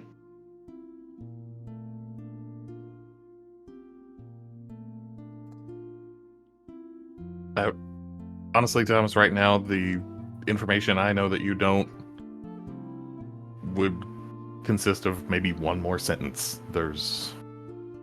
I'm sure you'll share it if it becomes pertinent. That's why I want to know what's in there. Thomas, roll me a history check real quick. History. Oh, I'm good at that.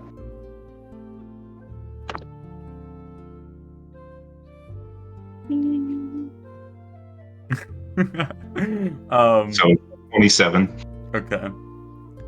As you are working through this process and also kind of having the memory of where you've seen it before kind of prominent in your mind, as it's all kind of coming together, you do remember that on one of these field trips, Sven did sneak out and didn't get caught.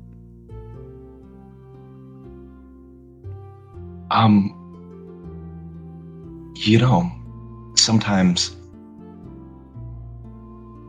we don't ask the people that we really should, the things that we should. And I'll use message. Sven, come to Braynoon's tent right now.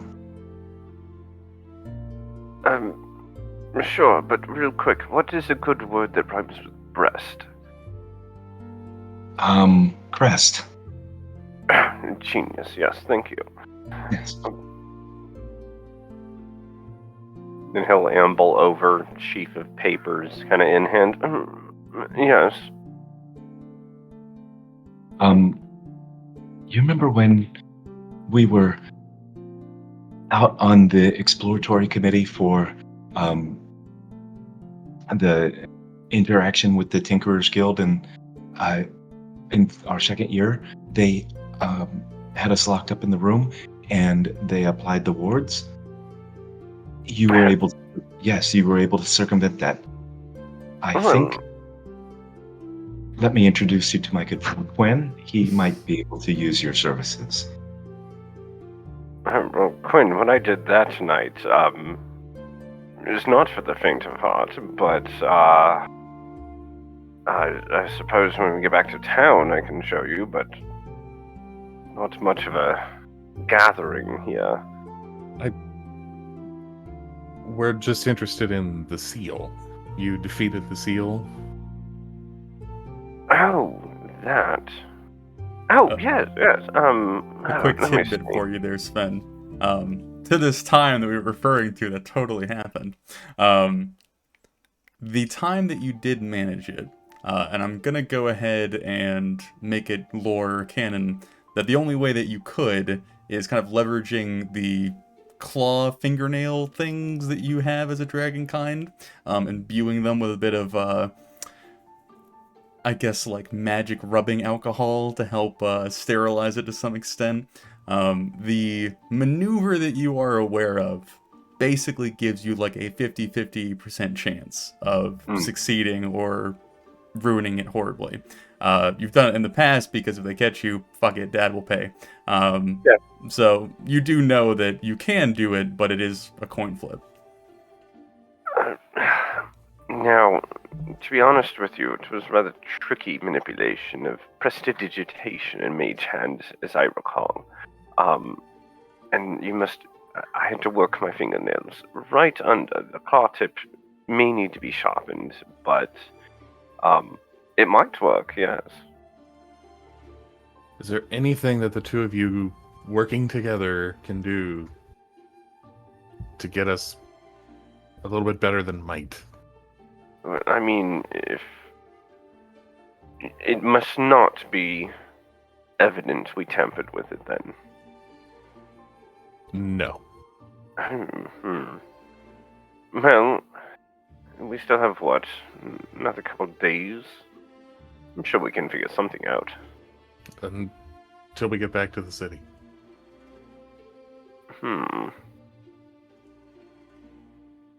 Well, I've hit a bit of a writer's block. I'd be happy to help.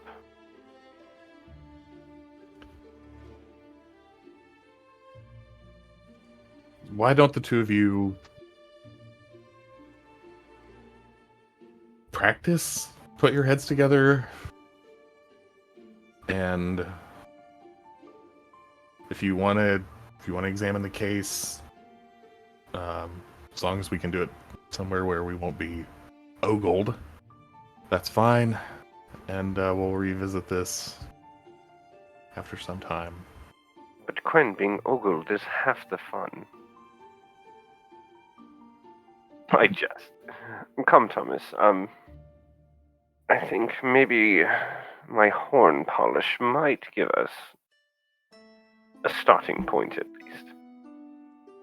Of course, and also, as to your other inquiry, you could detest breasts. They could be infested breasts.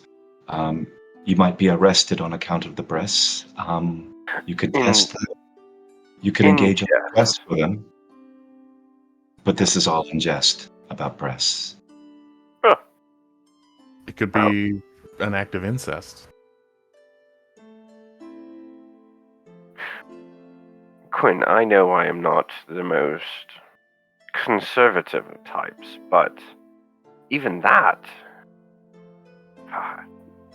dabbling was many years ago, doesn't matter.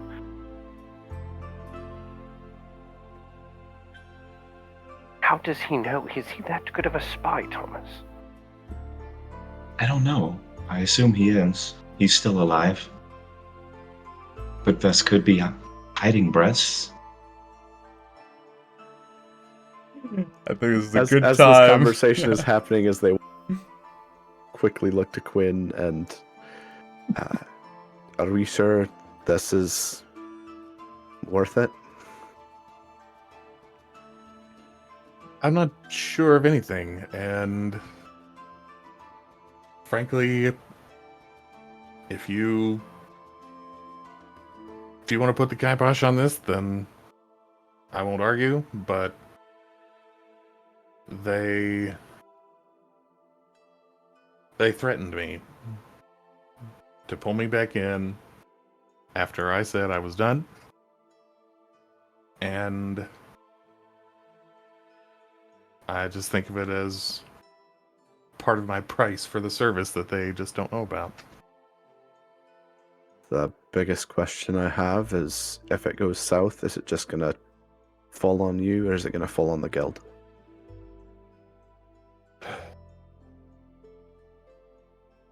There's a chance, yeah, that it could involve all of us.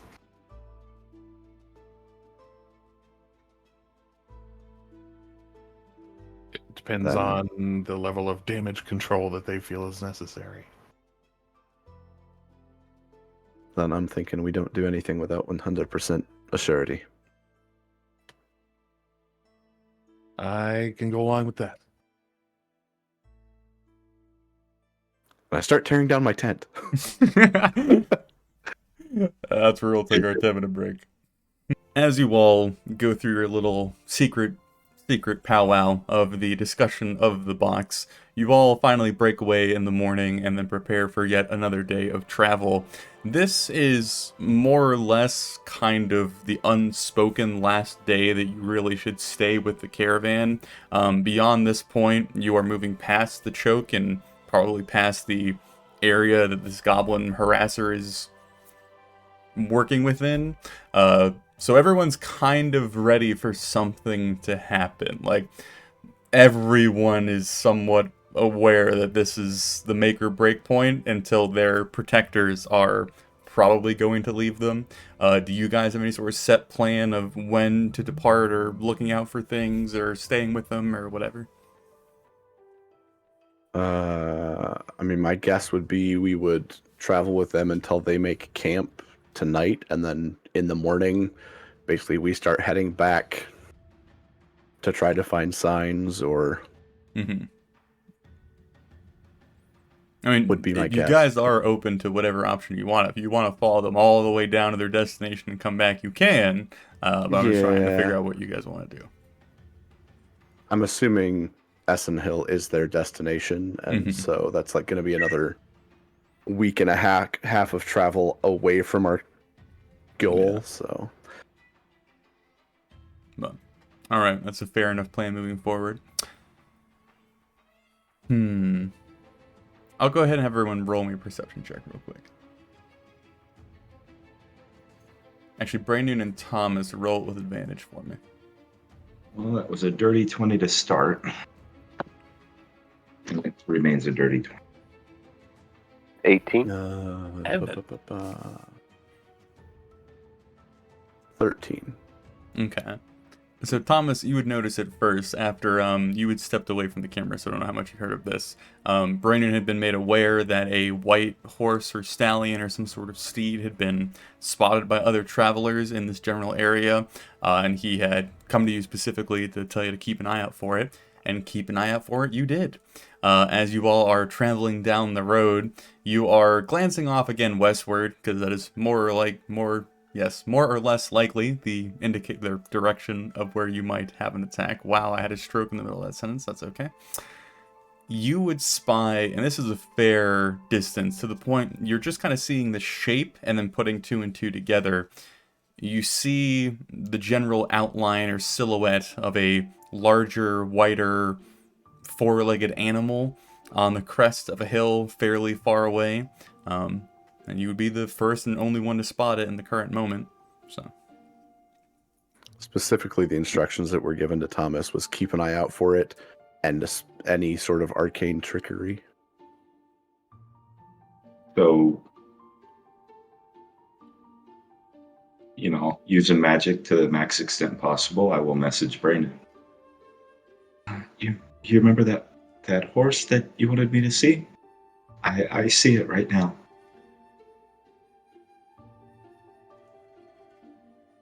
I mean, probably even without responding, I'm going to look off. I'm going to look at the wagon ahead of us to see where Thomas is looking. yeah, I To see imagine if I you'd be see able anything. to identify it with his assistance, more or less. I see it too. I'll mention something to Quinn. I'll, in my response to Thomas, have him mention something to Sven. Does it appear as anyone else in the caravan? As far as you're aware, you are the only ones who spotted it. Because it, again, to make it very clear, it is a Right. fair distance off. Okay. I'm going to take a mental note of where it is, looking for any discerning landmarks, anything that would identify this place again. And other than that, I'm just watching it for any unusual behavior. Okay. So being as far away as you are, it's very difficult to make out any sort of like smaller details.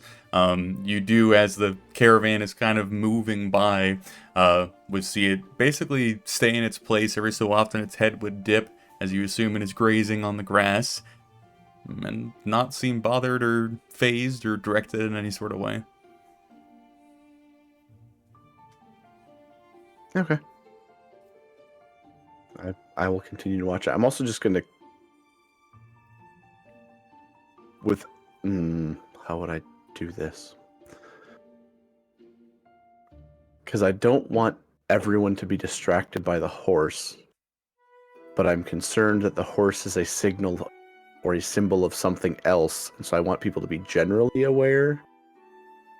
So I'll just kind of mention to the 2 guards that are in the wagon with Finn and I to, keep their eyes about them, keep a lookout for anything strange. As you do point it out to them, I imagine I wouldn't put the horse out. I would just give a general keep your eyes open type of. Okay. Gotcha. Okay. Well, then in that case, they would diligently be doing what more or less they were doing beforehand, trying to be as aware as possible. But no interaction with this until you pass out of line of sight of it, I suppose? Yeah, pretty much. Like I said, other than writing, like in my journal, writing down any identifying landmarks to this specific location. Okay. So, the traveling continues to pass by, the sun rising higher and higher into the sky until you reach noon. Everyone's kind of, I guess, anticipation or agitation kind of reaching its climax at the same spot, like waiting for something to happen, either foot to fall, for the goblins to come bursting out of the ground as they have been foretold to do. But nothing happens. Peaceful travel continues, no disturbances, no weird noises, no snapping of twigs. There's no rise of droning of swarms on the horizon. It is as tranquil and as peacefully ominous as it possibly could be before some other terror comes rising out of the grass. It's reaching around 4 or 5 at this point, kind of around the time that everyone begins to wind down, slow down the pace, get ready to find a place to camp for the night, as Lindis would step out of her wagon while everyone else is still moving at a kind of a slower pace, coming up to the group at large, I guess, speaking between the 2 wagons you guys are spread across. Well, are you all departing now, or are we sharing camp one more night? We'll depart in the morning. We'll stay with you tonight and then start our trek back north. Well, can't say that I am displeased at being left alone, though it is irritating.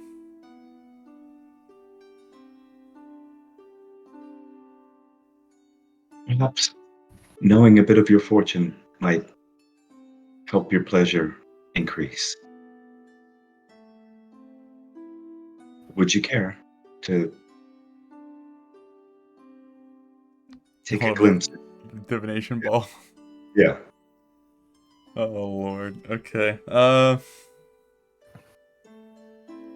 Why not? It's quite simple. You shake it, and the rune that comes forth will signify something that will happen in your future. I'm assuming you handed it over to her. Yeah. Sven is attempting to make eye contact. He would grab the kind of smooth obsidian sphere from you, kind of looking at the window of it, kind of giving it a quick examination before, what do I do? You focus, clear your mind, and you shake it, and whatever comes forth, I'll attempt to decipher for you. Doesn't seem very, graceful. It's a crude implement, but one of the few that's easily able to be traveled with.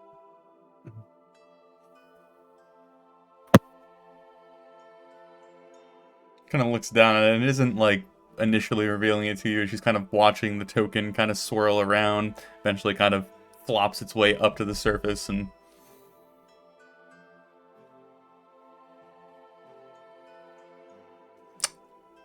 I don't even know what this is. And she kind of points it off in your direction, and it is two. What's the best way to describe this symbol?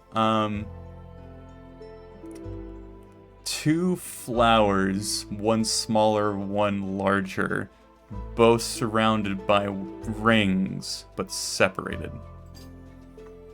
Say that one more time. Two, like, and none of this is colored, it's all just, like a drawn outline. It is two blooming flower petals, like a very simplistic depiction of a flower. Both flowers are separate, and both flowers are surrounded by a circle.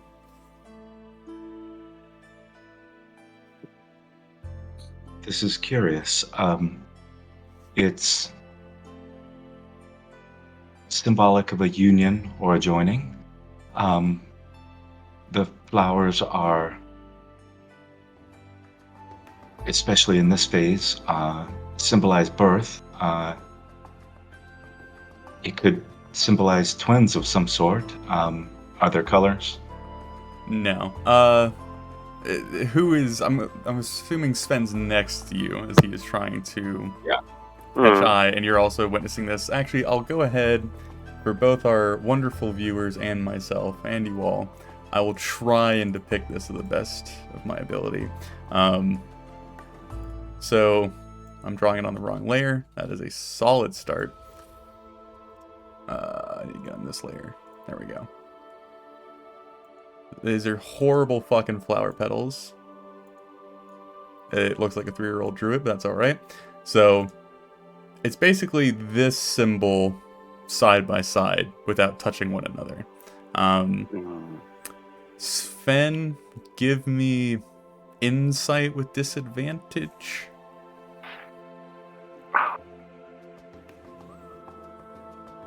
Oh, fucking hey. 8.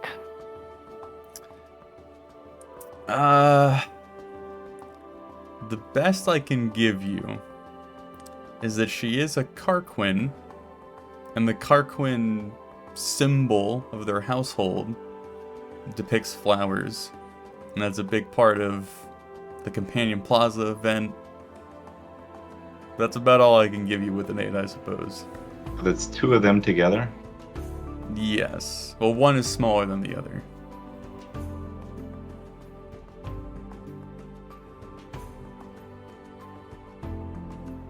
This is indicative of you. Would I know that? I think Sven would lean over and maybe something about her family, perhaps.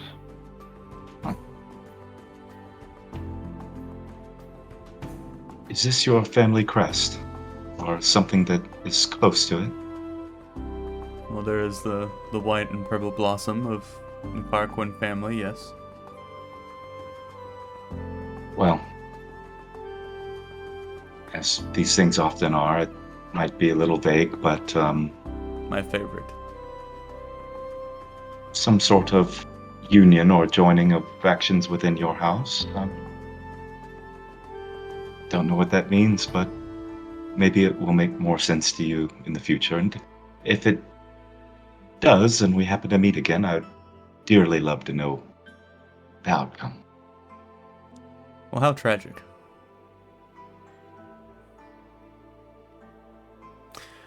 Well, that was a wonderful distraction. Shall we go make camp and then just hand you back the ball?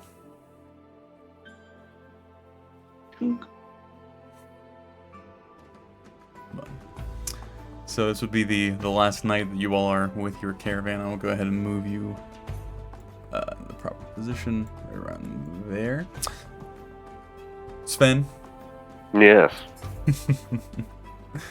being first on watch, and yet again, being the only people on watch, as none of this has been spread across the camp, you would find yourself on watch for maybe about 30, 40 minutes or so before you were approached by Lindis. And in the most, socially inept, dry way possible, It is clear that she is trying to sell herself in some way as she walks up, and I haven't had a proper bath in days, so I've seen you cleaning your robe. How about you clean me and then get me dirty again? As though they were magnetized, his robes fly down onto the log that he's sitting on or something as he just stands up, disrobed, and would be my pleasure. And I guess we're still surrounded by large, tall grass, right? Yeah, she would make sure that you leave camp before anything occurs. And then, yes, we'll take hands with her off into the night. By chance, would Thomas have seen them disappear? Probably not. Can I roll for it? Nope. Damn it. Sven, She knows what she's doing. And one aspect, give me perception with disadvantage. Oh god, I can't even hold my dice today. Oh, that's actually pretty solid. I'll take that. 17. Okay. Interesting. Because of the angle that she's pulling the horns, he's got a great view across the grassland. Okay. Nathan Mr. has to Sparkles. do some stuff, so I will let you all discuss amongst yourselves for a little bit. Okay. Everyone, go ahead and roll me initiative. Oh. Okay. Ah, 15 for Braynu. 17. 8. 23. You're a little preoccupied. It tracks. What was yours, Sven? 8. 8. All right. Just for continuity's sake, is Sven disrobed at this point? Yes. Yes, yeah, no. As I described it, his robes are actually still in the camp. Mm-hmm. And I imagine all his stuff, so... Jesus Christ. Oh, and I need to unequip my chain shirt because I wouldn't be sleeping in that, even though there's no actual rules against it. I have made this ruling way back in the day. If you want to go with it, I'm not opposed to it. If you are an adventurer on the road expecting someone to attack you, I am not opposed to you sleeping in your armor. I've always hated that. It's like, yeah, no, I'm just gonna like fall asleep with my ass in the air, completely naked, with a sword right next to me and a noose around my neck. Like, yeah, like you can sleep in I your will armor. take the handout. Okay. All right. How do I want to handle this? So we would pick up... Okay. Jesus Christ. Let me make sure this is set up before I swap. Yep. Okay. Everyone can see that, I'm assuming? Wonderful. All right. So... You guys are the worst at your jobs. Sven, as you are indulging in the last night with your lover, knowing that you might part ways after this evening and never see one another ever again, you are in the throes of passion. You are truly cherishing this moment, this night that you will remember at least for a week. Oh, yeah.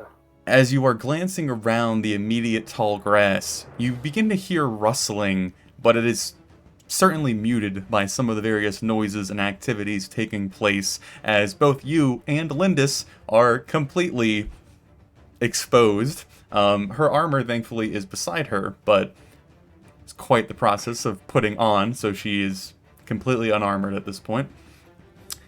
As you are in some sort of mounted position, I guess I should say, you spy the tip of a implement, a tool, a bow, a sword, a spear, something wiggling above the tall grass, and it's just enough to do that "oh shit" in your mind, where you are not surprised.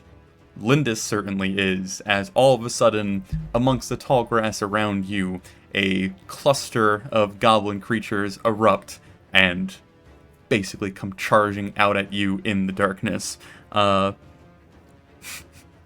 With your initiative, even though you aren't surprised, they would go before you. I guess I'd consider you prone. That's fair. Mm-hmm. Well, maybe she's prone. I think you should do percentile dice. That's fair, because he would have to have his head above... Odds or evens? I'll go with odds, always. I mean, there is the jackhammer. Okay, you are kneeling, so you're not prone. I will give you at least that much. I don't know how much that will help you. Their turn is literally just going to be this.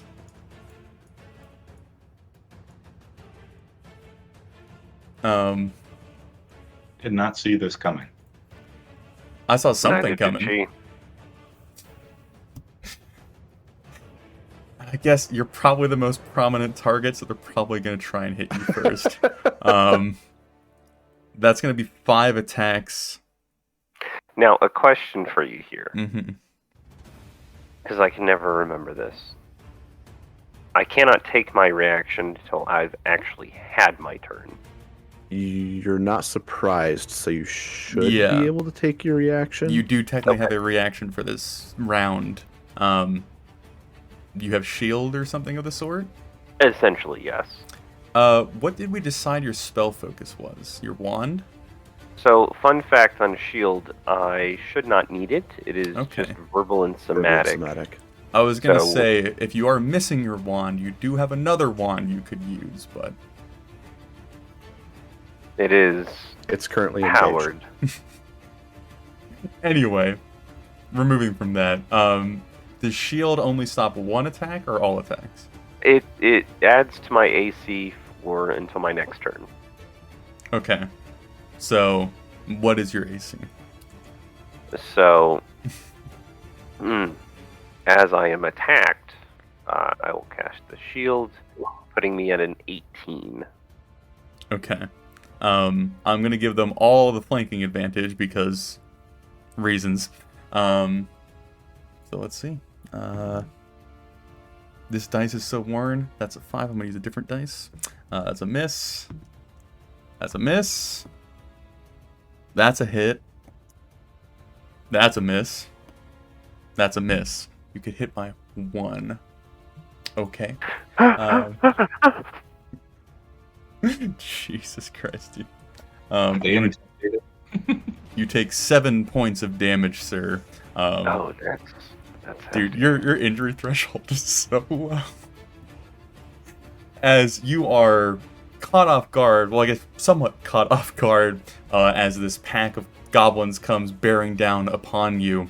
You are able to kind of thwart off the majority of the blows that are rapidly descending as Lindis beneath you just begins kind of like screaming in this like weird wailing panic as she is reaching for her sword over by her armor as she is also set upon. You are able to fend off an incredible amount of blows given your situation before one kind of catches you in the shoulder and you feel it digging into your scales. No robe to even get ruined at this point as you are completely exposed to the elements and you take the blow with not as much masculinity as you probably should, but that's fine. You would then act next. Okay. I'm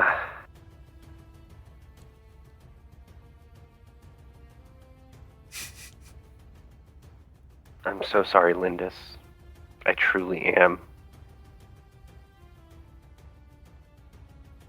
In complete panic, Sven will utter a word of power and trace his hand down to the ground, casting earth tremor, everything within a 10-foot range will need to make a dexterity saving throw of 14. Does that automatically fail when you're prone, or does she have disadvantage?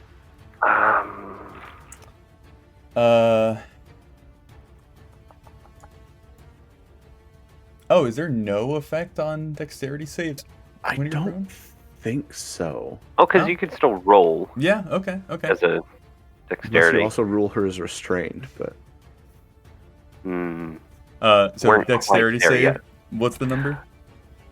14. Oh yeah, I'll roll for her first. Whoop. He succeeds. And I am doing this at a second level. Okay, so that is 9. Okay, I'm gonna do this real quick. 14 you said? Hmm. Okay. Succeed. Succeed. Succeed. Succeed. No, fucking I dropped my dice. Fail. Wait, succeed. That's 4. Succeed. Fail. Fail. One more? Yeah. Fail. Okay, so that's 4 fails. I might have miscounted that. So I'll go with that was 4. my count. Okay.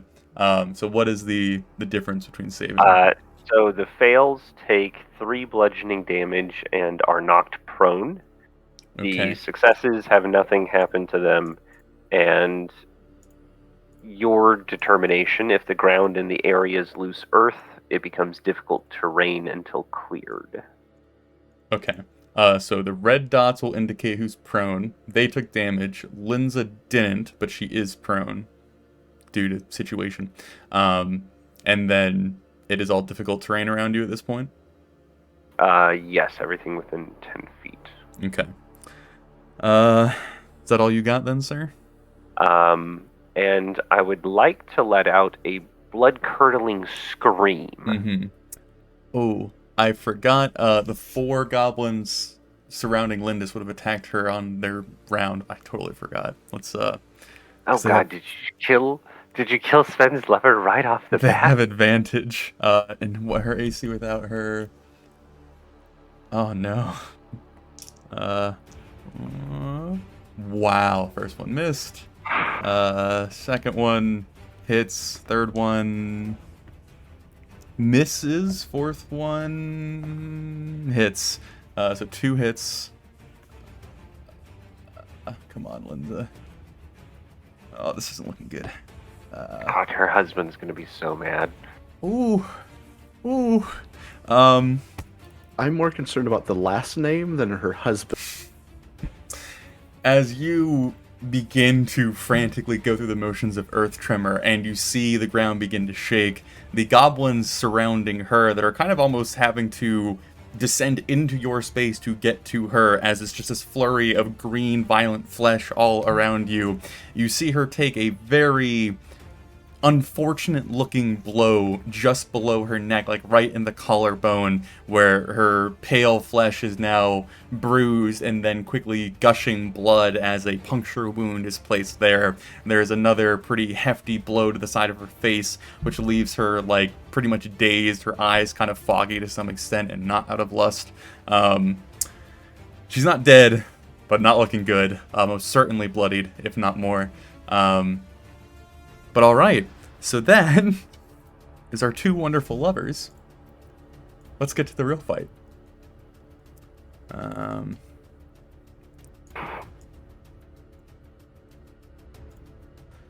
assume the camp is awoken by a blood-curdling scream. Well, before that... Now I know why you wouldn't let Mr. Sparkles go. Alright. So... Going through initiative If Sven order. survives this, Brandon might kill him. You were all surprised. So this is the surprise round. So this would be the round taking place as Sven is having his issues and screaming. So we skip Quinn.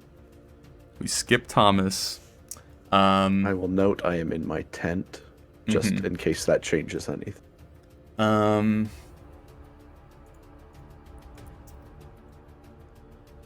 Interesting. And we're ruling that you have your armor on. Correct? That is what you allowed. Okay. Oof. This is a bad situation, guys. I don't know if you noticed that. No, it seemed Yeah, like it was great. I'm aware. Oh man, everyone's prone, aren't they? Yep. Yeah, let me. Who's on watch? Sven and Sven and Lindis. Yeah, well, that's why you have watches. I'll count Sparkles as not prone. I'll be merciful.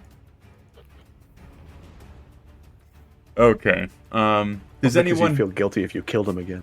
Does anyone have any issue where you are placed in the camp? I am totally fine with you saying that you would have slept somewhere else if that's the case. I do have issue. Fuck you, Sven. No, I mean, for me, it seems perfectly fine. Thomas and Quinn? Okay. I mean, yeah, sure. All right. First one up is the big boy. God, I don't know. They weren't planning for such success.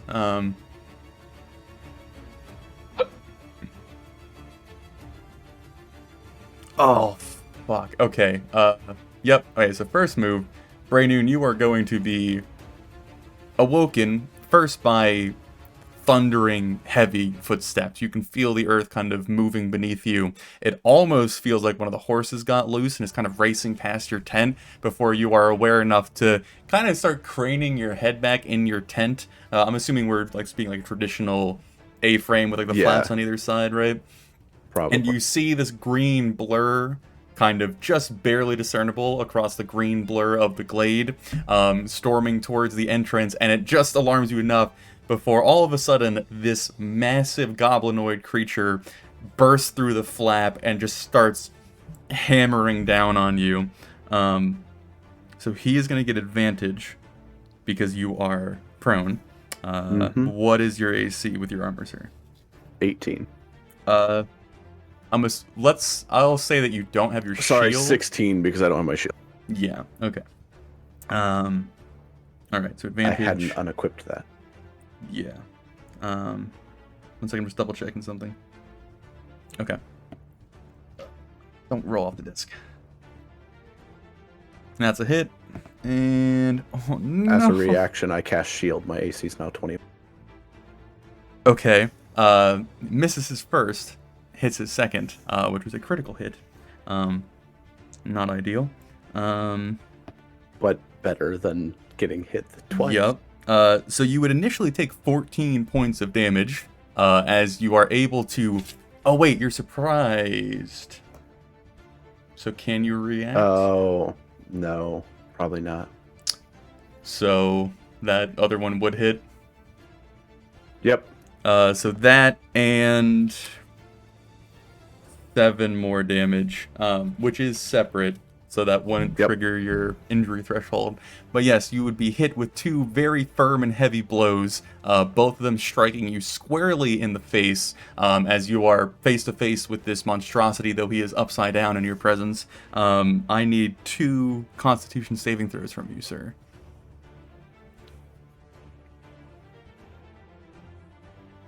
The lowest one is a 18, the higher is a 23. Okay.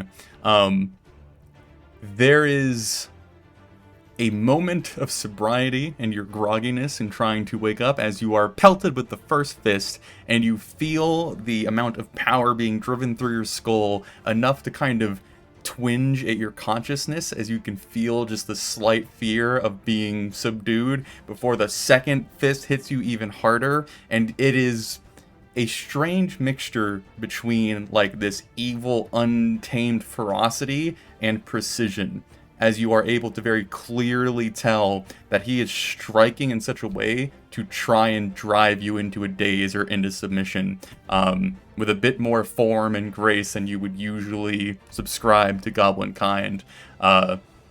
There really wouldn't be any sort of dialogue beyond grunting and screaming as he keeps continuing to hit you in the face. And And that would be how you would awake. And this is still before Sven screams, and it is now our lovely gentleman's turns. Okay, I'm gonna need to handle this with a little bit more. Okay, so those guys are nothing. They're they probably have enough, don't they? Yeah, they do. Okay, there and there. Brainoon's probably handled. I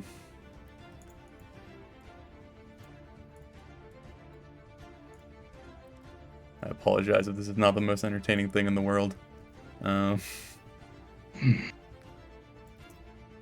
They can't actually... I'd like to say, to start my 3-part apology, how wonderful I think all of you are. And Okay. So, the 2 northern caravan guards and the southern caravan guards are getting hit with 2 attacks, both at advantage. First one hits. Second one hits.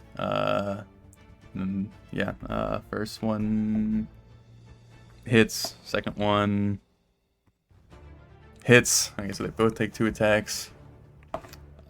Okay. This guy actually lives, but is bloodied. Surprisingly. Other guy,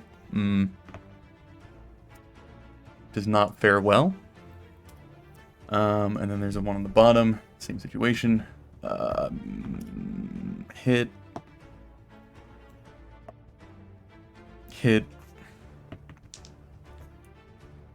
Oof. Alright. And that leaves 1, 2, 3, 8. Okay.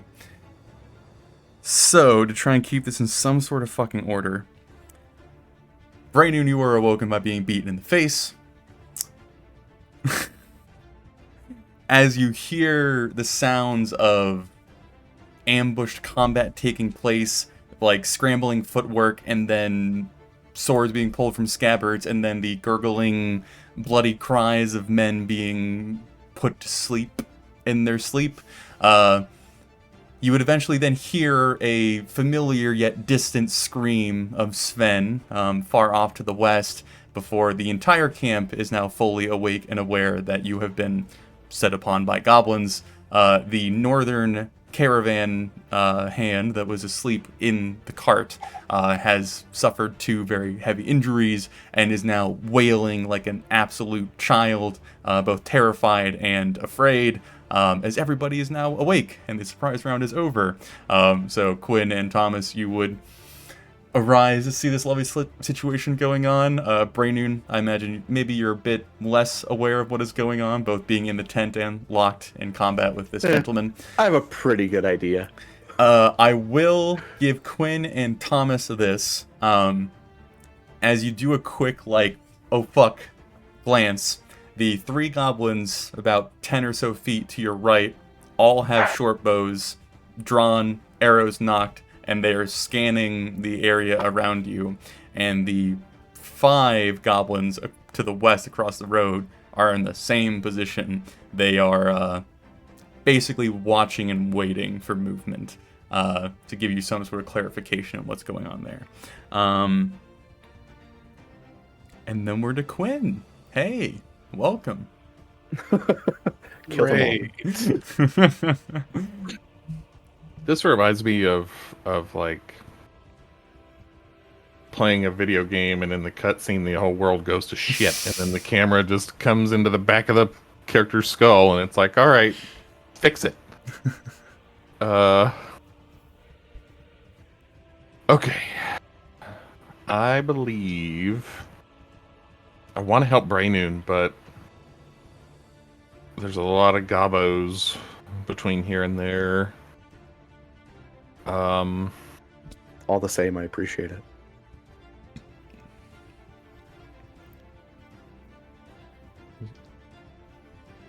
I'm going to let's see, how much movement is this? 10, 20. All right, I'm gonna stop here and attack this guy. Okay. So you're getting up from prone and running at them? Yeah, oh, prone as well. Shit. Is that what you're still planning on doing? So that leaves me 15 feet of movement. Which you would be able to make that 15 feet then. 15, 10, 15, 25, 30. Yeah, okay, worth it. All right. So, yeah, I'm attacking him. Well, as you go to stand, all three of them who were readying to fire their bow would fire at you as you race towards them. What is your AC, sir? 14. I believe ranged attacks have disadvantage on prone target. Well, it's after he stands and runs at them. Oh, okay. So it's specifically after, not as Yeah. he stand. It was, the condition was whoever ran at them. So, first one was a miss. Second one is a hit. Second one is a hit.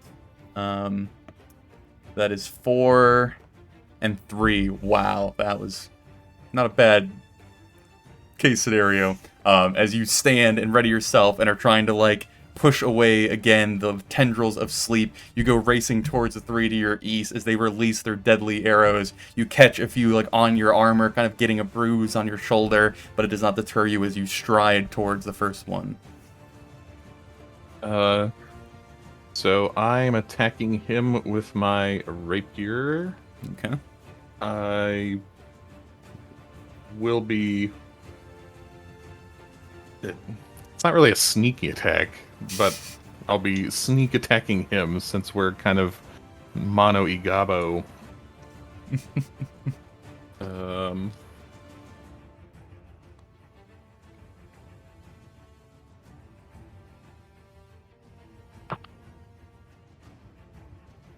Ooh, 11 to hit.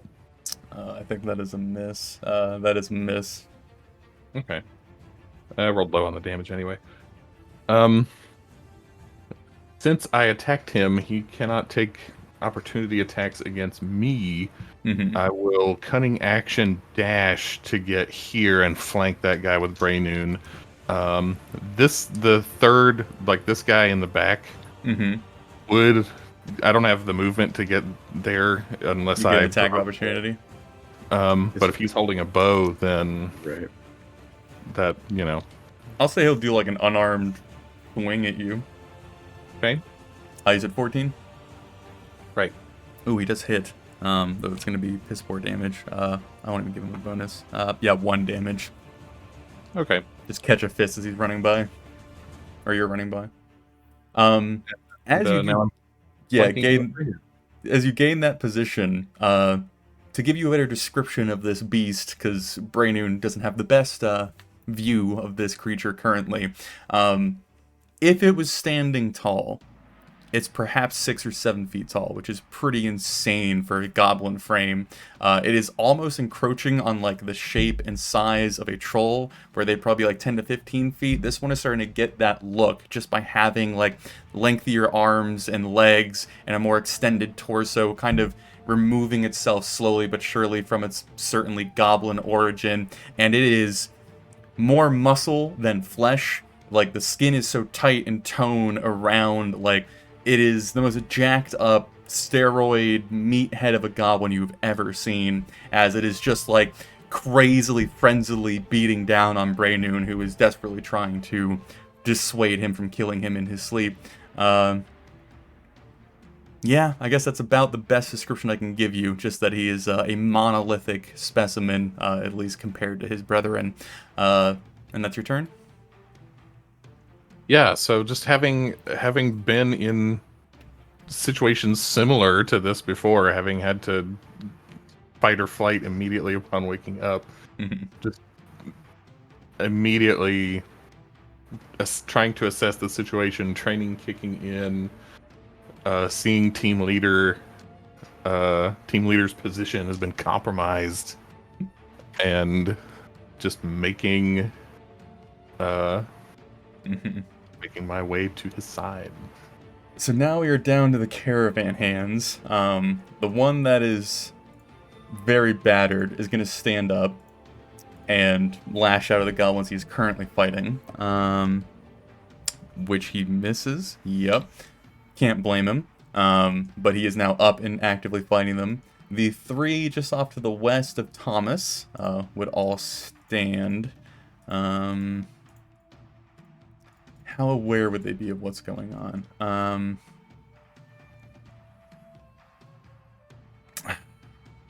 Let the dice decide. Oh, you poor bastards. Looking over the campsite, they would see Quinn moving about, assume that all is well, because probably Sven and Linsa are over there, and they decide to run off to the west to try and head off the goblins encroaching across the road, which puts them there, and they would all get shot at. So that's an equal 2, 1. Yep, okay. First guy, that is a hit, that is a miss. The second guy is a hit and a miss, and the third guy is a hit. So that's a hit for each of them. Oh, okay. First 2 are bloodied. Third guy is injured. So thankfully, the 5 that were readying their bows for some sort of problem to come their way release their volleys. The caravan hands pour from the little defensive position that they all hold. 2 of them singing their way into the eager yet baffled gentleman, as the third kind of swats the arrow away, leaving him kind of a gash on his hand, which would then bring us down into Thomas's turn. Okay, so that goblin leader, whatever, he's standing and fighting at this point. Yes, he's standing, but basically he's like hunched over in Brainion's tent, just giving him the business. Okay. That's what got us into this mess. Yeah. All right, I'm gonna cast Misty Step, Okay. and that's 30 feet. Can you Misty Step out of a prone position? I'll see why not. So you can't. I think that's fair. So that will move him here, Mm-hmm. and then I will move 30 feet further away as my movement. And Thomas, the sole survivor. I will cast Firebolt at the goblin boss. What are we calling him? You guys have been The alluded. name we were given is Big Z. Yeah, Big Z. Big Z. All right. So, that is 16 plus 7, 23 to hit. That would hit.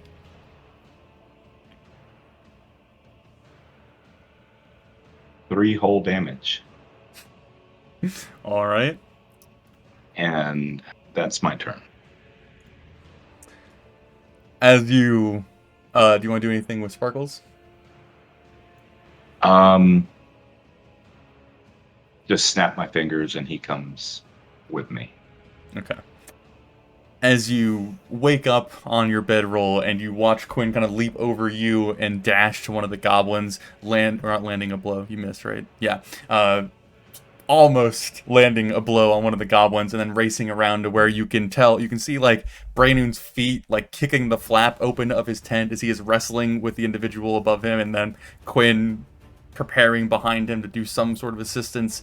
You turn into shadow and then apparate on the other side of the tent, kind of already pre-running as you were rolling over in your sleep, and then getting fair enough distance away before you let loose the fire, watching it strike the larger goblinoid on the side of his face. He kind of stands up a little bit, realizing he is now being flanked, just being able to get a little bit of his flesh. does not appear to be phased by such a minimal blow, but he does take it. And that's all you got, sir? That's it. Okay. Huh.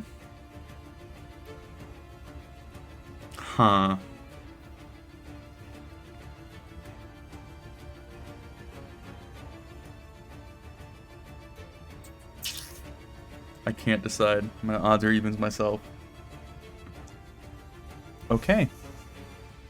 Quinn, as you step up behind this gentleman, and he hears you, and also the goblins off to him are clearly indicating some sort of communication, and then he feels the fire licking the side of his face. You see him look over at Thomas, and there's just kind of sneering grin, and he whips around to you, leaving Braynoon a bit battered and neglected in his tent, as he is now fully adopting his height, which is, I think he stands taller than you at this point, if I remember your height correctly. And he would meet your eyes, his grin would widen, these crooked, nasty teeth filling his mouth, before he then descends upon you. And your AC was 14? That's right. That is a hit. And that is a hit. Go ahead and give me 2 Constitution saving throws.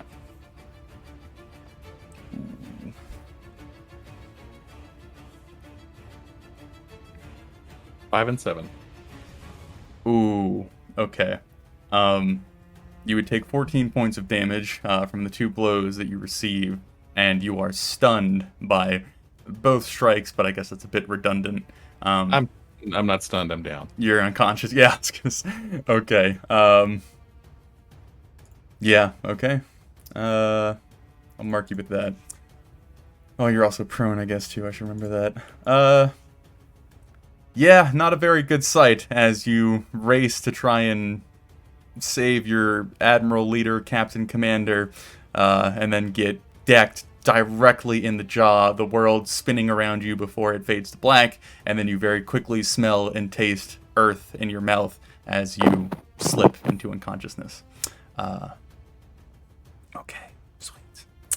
How close were you to being unconscious? Did the first blow knock you out, or the second?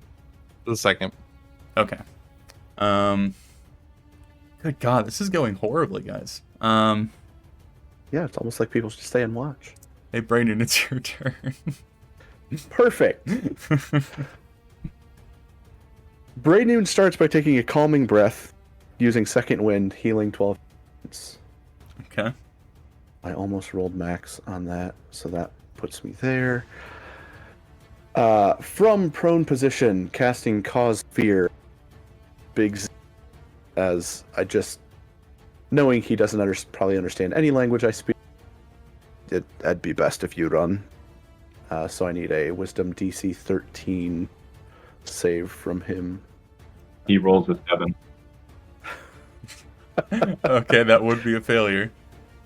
He now has the frightened state, Okay. which, just as a reminder, disadvantage on all ability checks and attack rolls, as long and cannot willingly You might move want to closer move to your me. mic closer. Your every other word keeps getting cut out.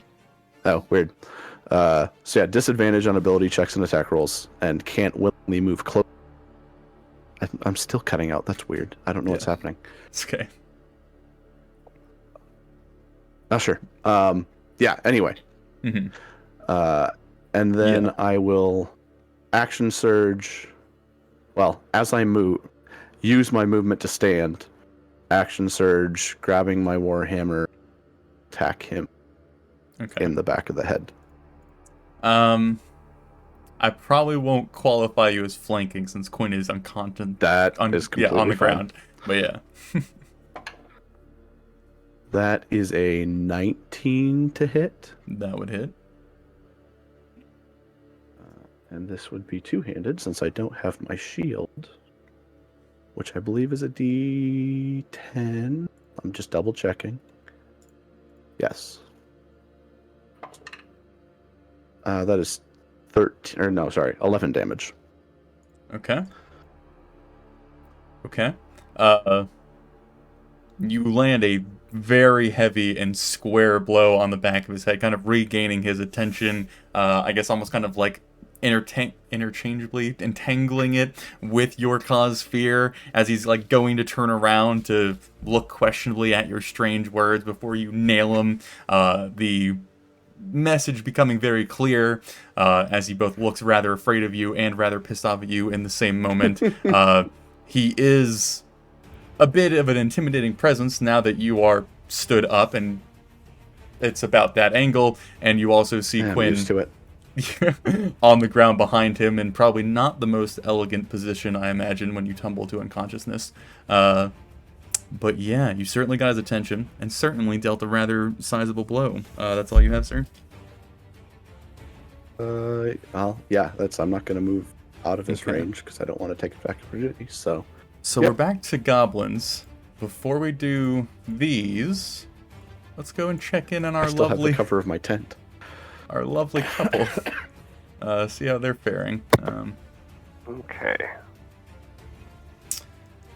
Okay. So 4 of them are prone. Difficult terrain. She's still prone. You're stood.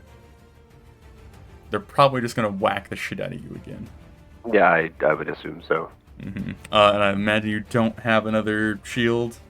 Oh, I've got a few in the Okay. pocket. So, yeah. Does that again? So as soon as one of them hits me, 18. Okay. Actually, I'm gonna deal with Linsa first. Well, okay, they're all gonna stand up. Doesn't really matter, even though it would use their whole movement, because technically it's difficult terrain. But none of them have to move. Okay. God. First one misses. Oh no, yeah, because she's prone. That's advantage. Okay, it hits. Linsa is unconscious, as far as you can tell. She is looking up at you with a bit of desperation as she finally gets her hand on her weapon, like between the legs of a goblin, and as she like just starts to look like we can do this, she is smacked across the face by a mace, and you just see the light fading from her eyes as she is completely sent into a different universe. So that was one of them, which then leaves the okay, I'm gonna move her over here for now, because this one's gonna go there. Basically stand over her. All right. I've Yeah. been in similar positions, but not this lethal.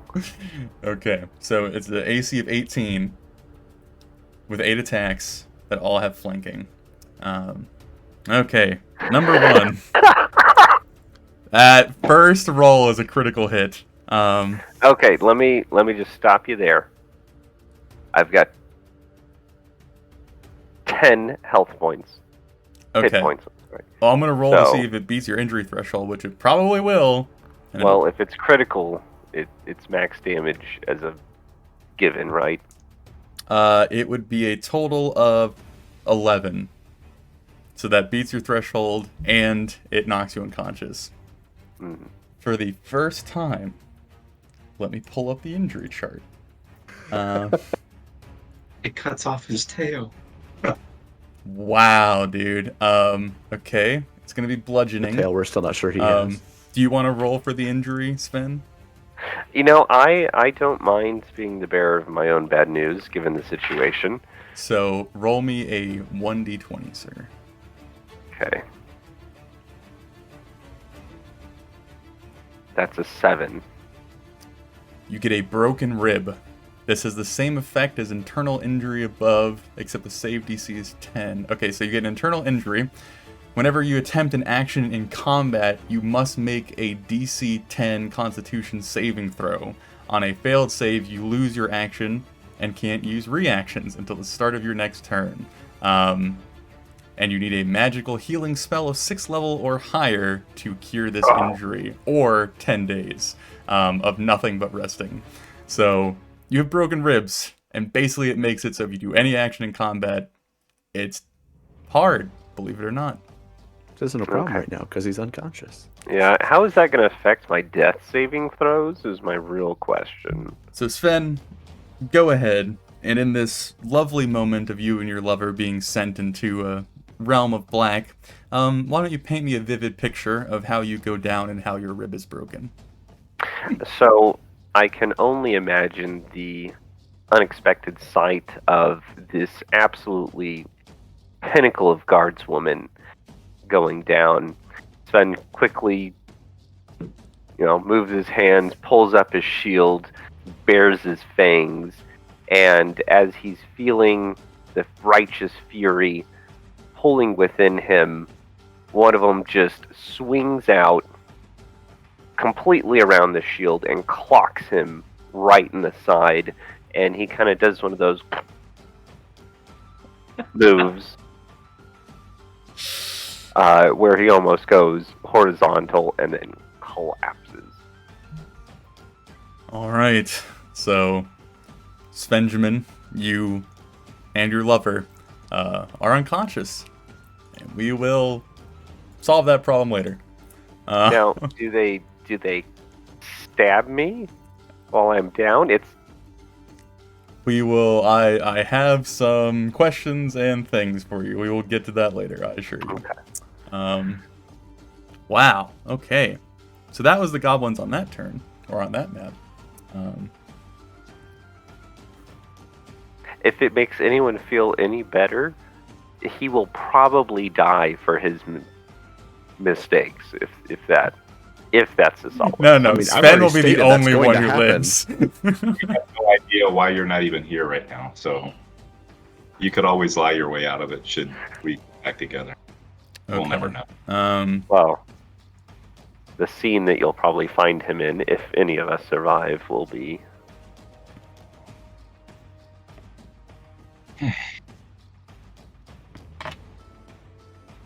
Sorry, I'm doing silent rolling at this point because I don't want to depress you guys any further. I mean, our odds are great.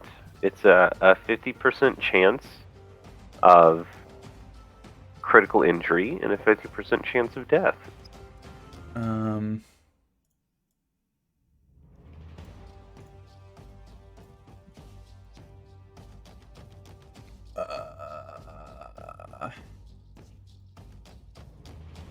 I will point out that there's a tent wall. in there Yeah, somewhere. I think I'm gonna give you a little bit of cover there, but we'll see. That's fine. I just want to make crystal Yep. clear that is the case. And I imagine this man is not gonna make it out of this lovely predicament.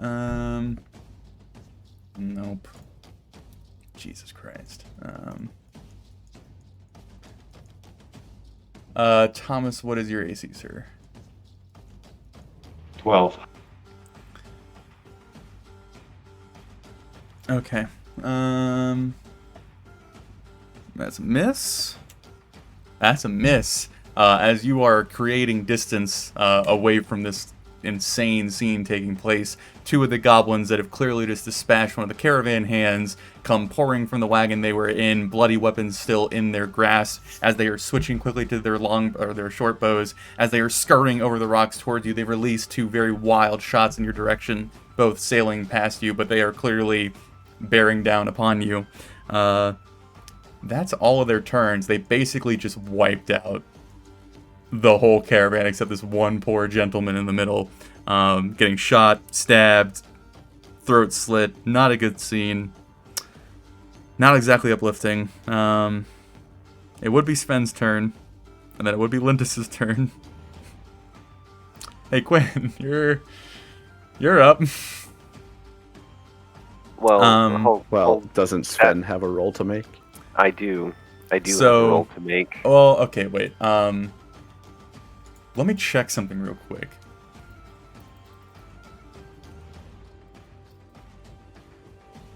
What is this even called? Death saving throw.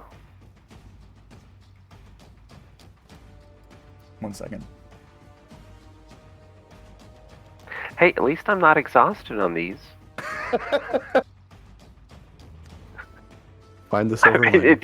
it doesn't really make it better, but So, I don't think there's a clear ruling for it. I think rules as written, you guys would be doing death saving throws, but Sven, we'll get to you. But Quinn, you were hit with non-lethal damage. So I don't see a reason why you would have to roll death saving throws. I'll let you roll to see if you get a nat 20 and stand up, but I won't count failures because really you're just knocked unconscious. Okay, that's good. My first roll was a failure. Okay. But yeah, I think Brandon, as much as it matters with your decision making, I guess Thomas, you as well. It's clear that Quinn is not dying. He's just taking a very deep sleep. He's just down and breathing. Yeah. But yeah, that would be the extent of your turn. And then the caravan hand.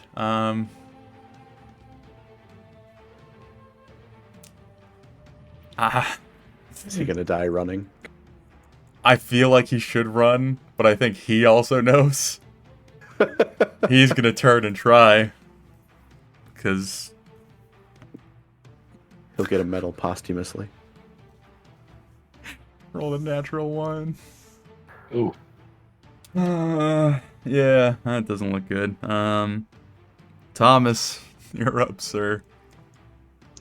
I'm going to cast web Okay. on top of these two with the Mm-hmm. it's 20 foot, so What's the save for that? so the where I'm it's a 20-foot box, right? Whatever the spell says. Yeah, I'm pulling it up. Yeah, 20-foot box. So we're gonna center that on these two goblins, so it'll come down to me here and then go up there, over, right? Sure, close enough. Yeah. So each creature that starts their turn in the webs or enters them must make a dex saving throw. Mhm. They're restrained. They fail it. What's the saving throw? It is 15. First And one. one of them will roll a 10. All right. It's a 14. You said it was a DC? DC's 15. Okay, that would be first one fail, second one fails. Okay, so they both restrained. And then I am going to try and run off the map. Okay. Are you running, or are you just running farther away? Well, I mean, my action, I can't take an action to dash at this point, so I'm just going to do... No, my question is your intention. Oh, yeah, I'm trying to flee. Okay. All right, I imagine Sparkles is following you. He's in a different dimension at this point. Okay. Okay. So I'll be getting as far away as possible. Mm-hmm. Okay, Big Z's turn. Disadvantage on all attack rolls. Yep. Does he ever get an attempt to save from At this? the end of At the his end of his turn, turn? he can make another save.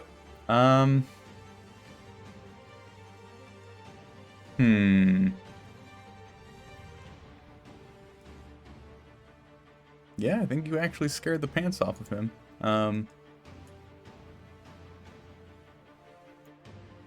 So he's gonna run. You want to take the attack of opportunity? Yes, I will, and I will use my ability to use Booming Blade as I do that. Oh. Okay. That is a 19 to hit. That hits. So he takes immediately... Oh, that's a piss poor roll. 6 damage from the Warhammer. And Okay. then as he moves away...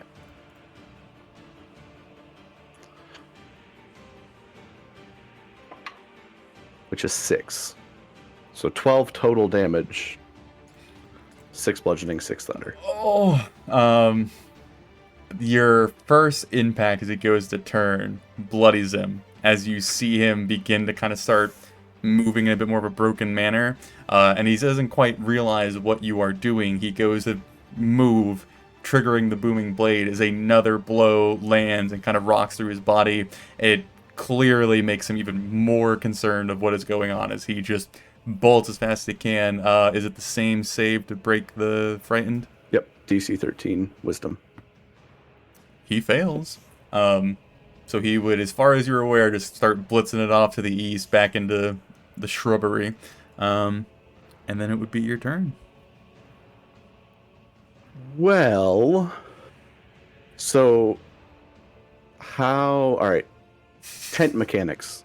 Yeah. Was he in the tent with me, or was he outside of the tent?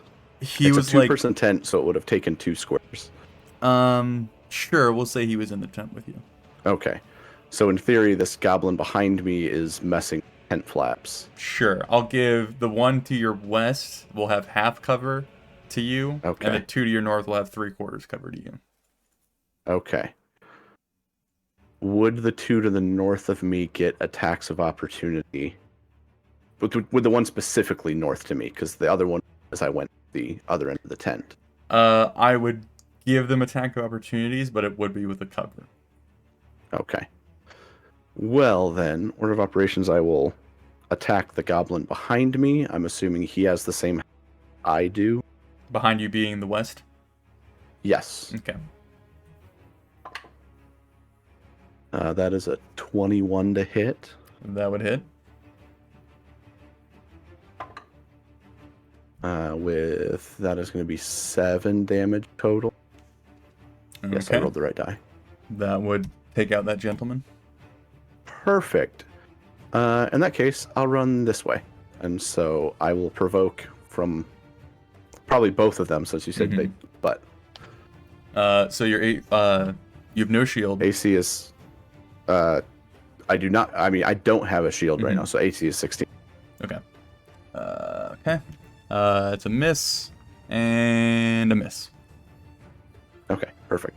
So that was 10 feet of movement. I'm going to see the... Because this is the first time I'm seeing the battlefield. Yeah. I see the web here, which I know to be the work of Thomas. Mm-hmm. I see a bunch of dead guards. I don't see Sven or Lindis any.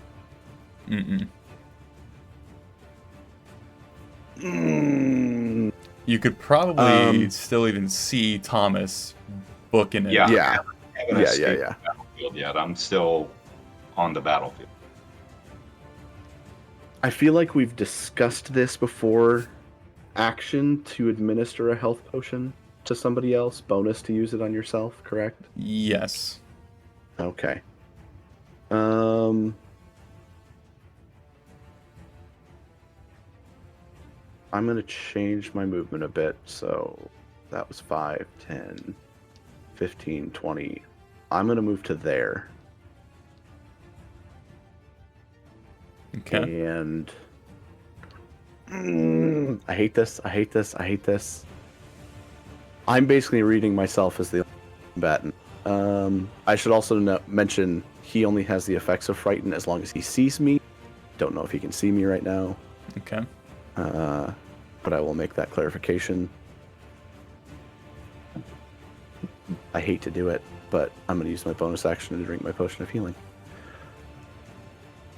2d4 plus 2.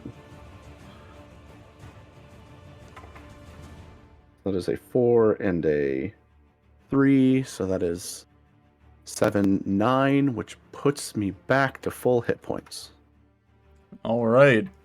And that will end my turn. Okay. Let me... Sven and Lindis are out. Thomas is running, but we're not quite at your turn. Oh, it's the goblin's turn next. I gotta wonder, do I need to make a death saving throw? I'll let you roll, see if you get a 20. But Well, you can't fail. Well, my concern was you didn't say non-lethal, so that was my... Yeah. Okay. Son of a bitch. 7. Okay, yeah, that's not gonna... So first thing is this last standing gentleman. Probably not going to be standing much longer. Nope. Okay, it's the last of the caravan guards. Oh, that was their 2 turns. These 2 are able to do that and that. These 2 are probably going to start investigating Quinn. Those two need to. It's at the end or the start of their turn with web, Thomas. Start. Okay, and if they're restrained, Well, once they're already restrained. But they don't make the save until the start of their turn. So they aren't technically under the effect yet.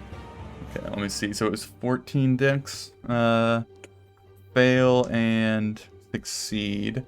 So the one on the right isn't, but there's still the worry of difficult terrain and whatnot. Let's see.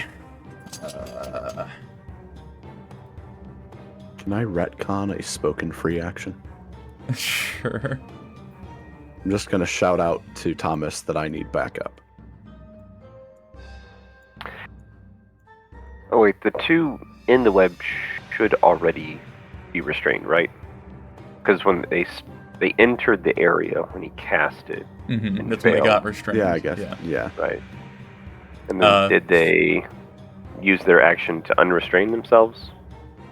Oh, I thought it was just a check at the beginning of their turn. So I'm not sure the effect takes place when it's cast on them. It's either when they enter it or start their turn there. So I think they make their save at the start of their turn. Oh, okay. So they would have just been restrained, is what you're telling me? So or... they would have made their save right now to determine whether they were restrained. Okay, I think we ruled that differently in the past. I believe. But... Maybe we did. I don't remember. That's one of those spells that I always struggle with.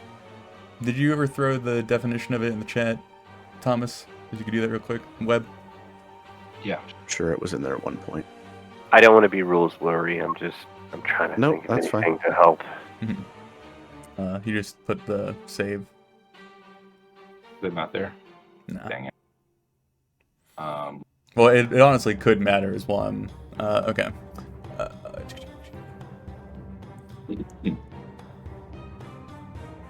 Scrolling back Each up. creature that starts its turn in the webs or that enters them during its turn. So the save always happens on their turn. Okay, yeah, so they would have just been restrained at the start of this turn. But that doesn't stop them from taking an action. No, because that happens at the start of their turn. And then what is the...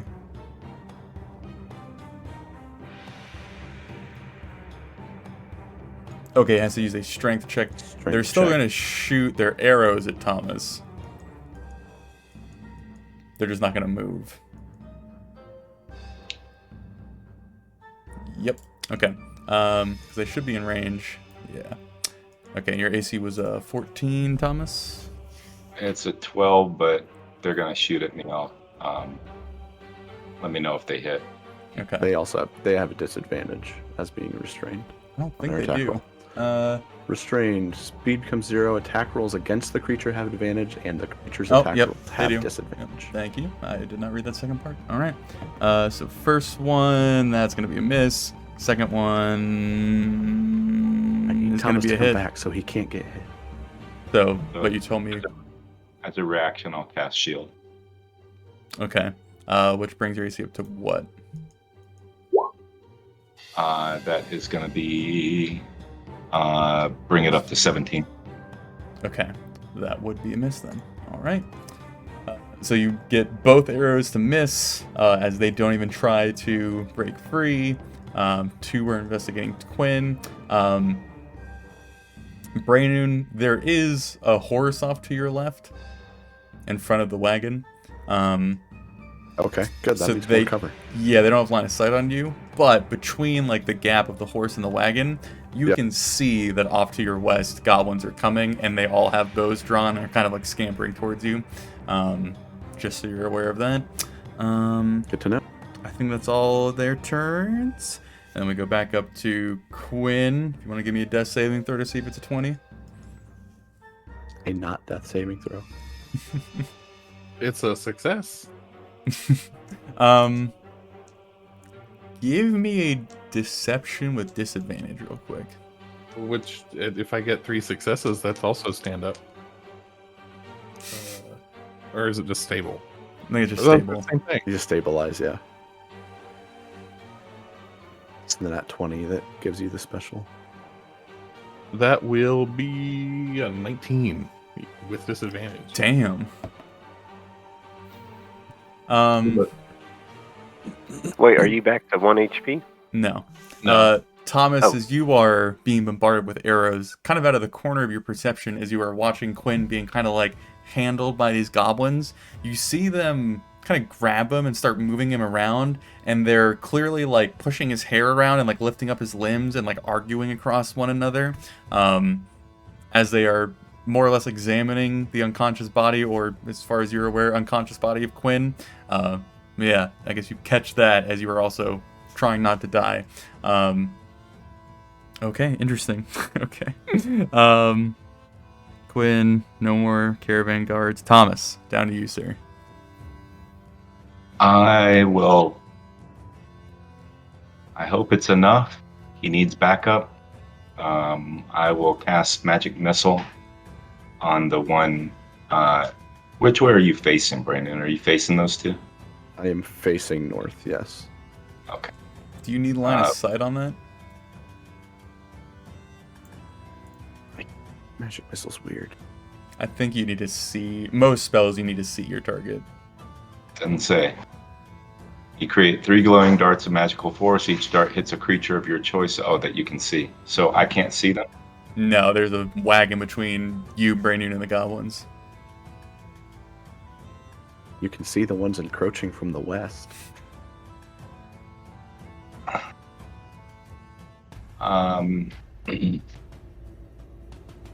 All right, so the one that looks like a, the one here that looked like it succeeded its saving throw. Neither of them did. Oh, so they're both restrained. Yeah, they're both restrained right now and not actively fighting it. They're just trying to shoot at you with arrows. Okay.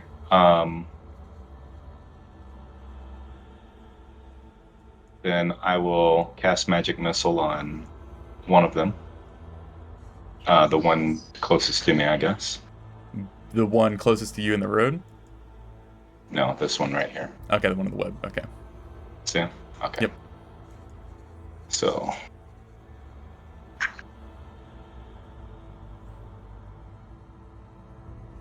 I will be amazed if you all pull this off. Well, pull this off. That's 12 points of damage. To the first one? Yeah. That would get rid of him. And there's nothing else I can.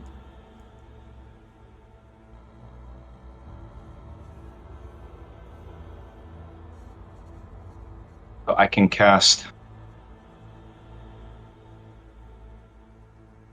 Message as a cantrip, right? Yeah. Oh, no, you can't. Can you do 2 spells Is in it one a- turn? Well, And is message an action or a bonus action? it's just an action. Yeah, so I can't do that. I'm going to continue running. Yeah, I'm still in range of combat, I suppose. Okay. But Yeah, I'll just put you right there. yeah. Raynoon is missing the military right now, which is something he never thought he was gonna feel. Okay, so Thomas, as you dispatch one of, yeah, that still works. One of the goblins that is currently clustered in your web, and you tuck yourself even farther away from this gruesome scene taking place. We shall continue. Big Z is gone. Braynoon, down to you, sir.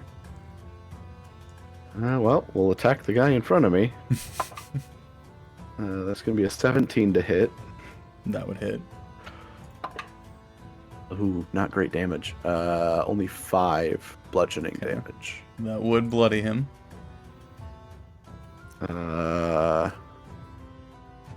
Yeah, this seems to be one of the more defensive positions, so that's it. I attack and end my turn. We're down to Goblin's turns.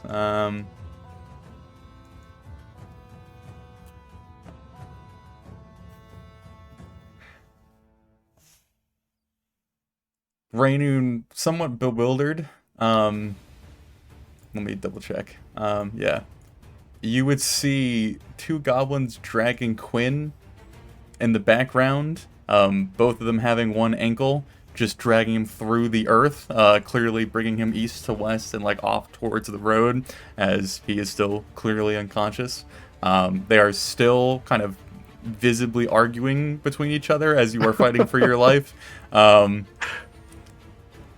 right, and the one that I'm going to shout that out, just not knowing who's still around, that they're trying to take Quinn. for all the backup Hoping for you have. anything. Yeah. The one that's still in range of Thomas is gonna try and shoot him, but probably gonna fucking. Yep. Nope. That's a miss. You are in a good position that not a lot of them can actually get to you. Yep. I mean, it's not great for long, but it's great for now. I'm gonna probably rule that it's so cramped that I'm not gonna have them just like shooting fucking arrows into that situation. Except the ones to your south. I'm gonna still say you probably have half cover. So two of them are gonna shoot you with that. So it's 16 without the shield, right? Correct. Both suck. They both miss. All right. I think that's all of them. Sven, you want to give me another non-death saving throw? I can. Yeah, it's not a 20. All right. Quinn, you want to give me another non-death saving throw? Dude, this is a disaster. Another failure. Okay. More caravan. Thomas.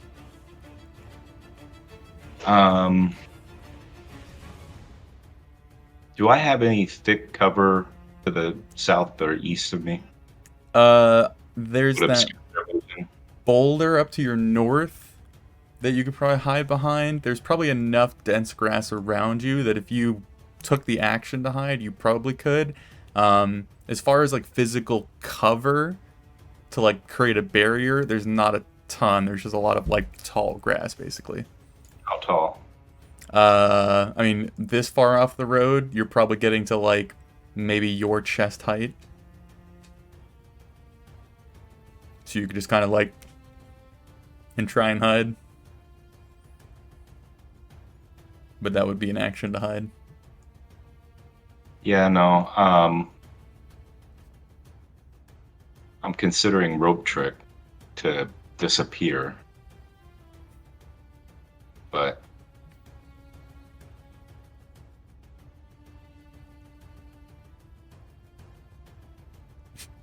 Brandon's like, I don't care if you blot out the moon with your arrows. so this one here I'm gonna cast. I'll cast another. This one. Yeah, Okay. cast another magic missile. Okay.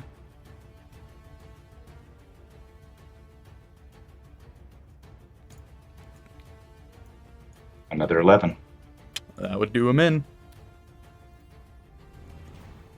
And Thomas like a fucking artillery crew way off in the distance.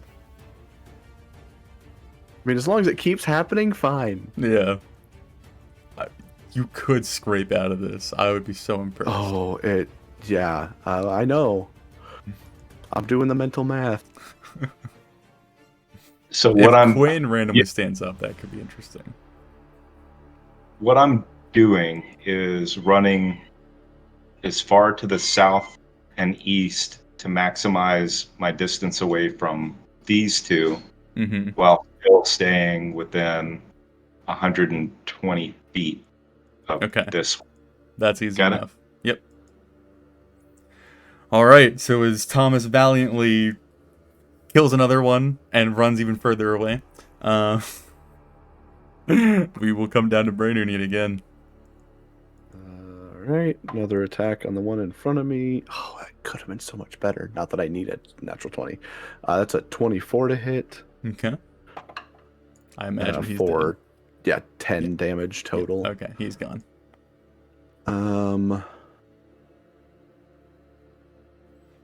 Yeah, hold the line. Not that there's a line. The but line, yeah. I'm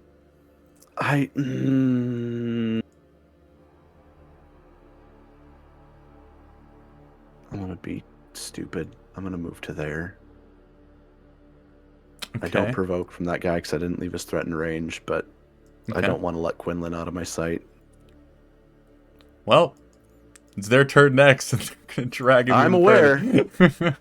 So they're gonna get to there, there, and there. Probably do a little chimichanga line of them running around. Can this guy reach you? Yeah. And then he's next in line. Damn. Bring it. I got a spell slot left. So that is 5 attacks, all with flank. Alright, first one. 16. Hit. Second one hit. Third one 16 hit. becomes a 21 at the first hit. Okay, so miss, hit, miss, miss. Alright, so 2 hits. That is a 5 and a 3. So that's 8 points of damage total as you are backed up against the wagon, just like fending them off like an injured animal with your hammer, keeping them just far enough. You're only down 8 hit points. What injured animal? I'm just picturing the scene from The Last Samurai where Tom Cruise is just like... Oh, okay. That's basically... the one... I'm gonna say the one that's restrained is finally gonna try and break it. What was the... It's a 15 DC of strength? Strength check. Yeah. Oh, this poor bastard. Oh my god, he did it. But that's his action, and it's difficult terrain, so he's really only... Yeah, he'll try and go after Thomas. Even though Thomas is fucking in the middle of nowhere. Okay, Sven, throw me a roll. 5% chance, please. No, just a 4. Okay. Gwen!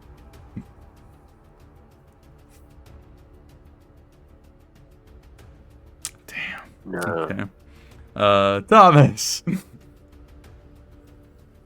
I will cast another magic missile. On the closest one? Yeah. Yep. 10. That's enough. Okay. And then at that point, I will maneuver this way, Mm-hmm. but also to the south, so that I'm keeping max distance, but still trying to keep an eye on what's going on. And Here is the... is it an action to break that stick? I would say it's a free action. The stick has finally been broken. Okay. Okay, interesting. It would snap. You won't be able to tell anything happened, but you snapped it. Okay. A week later, Camus shows up. Here is the offer I'm prepared to give you. We're gonna do some quick rolls real quick. Quinn and Sven both give me 2 more d20 rolls. Tell me if either of them are 20s.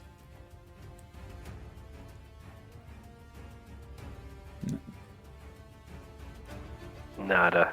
Okay. Braynoon, I'm assuming with you and Thomas picking away, you'll win this. So there are 6 of them left.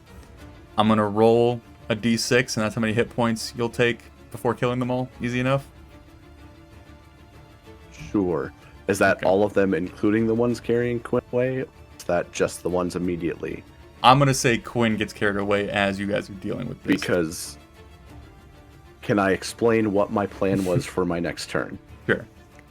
While I have a 21 AC till the end of next turn, my hope was to kill the goblin to the north of me and use my 25 feet of movement to get there, putting me in melee range of one of the.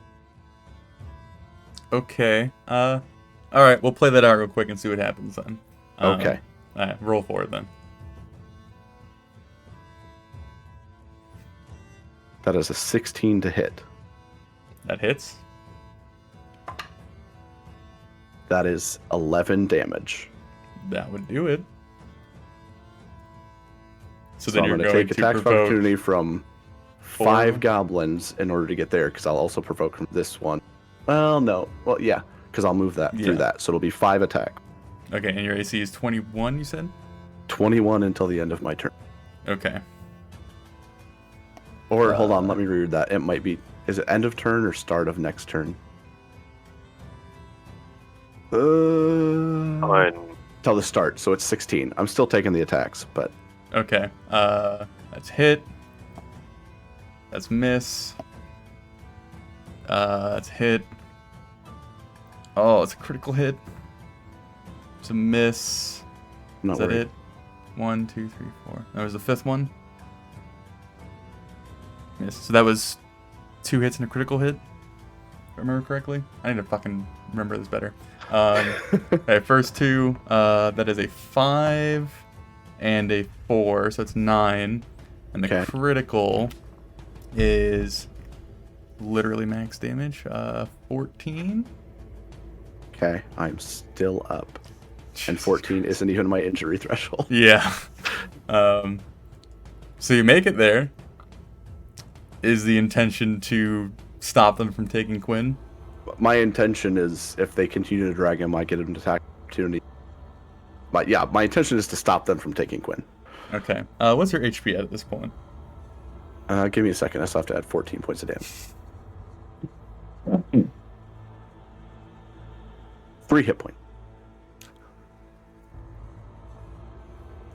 Okay. Does anyone have an inspiration die? I do.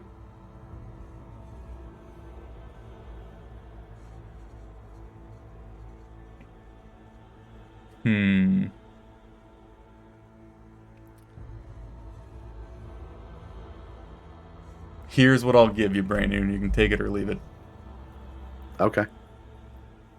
I will let you kill the goblins trying to take Quinn, or fend them off to the point that they drop Quinn.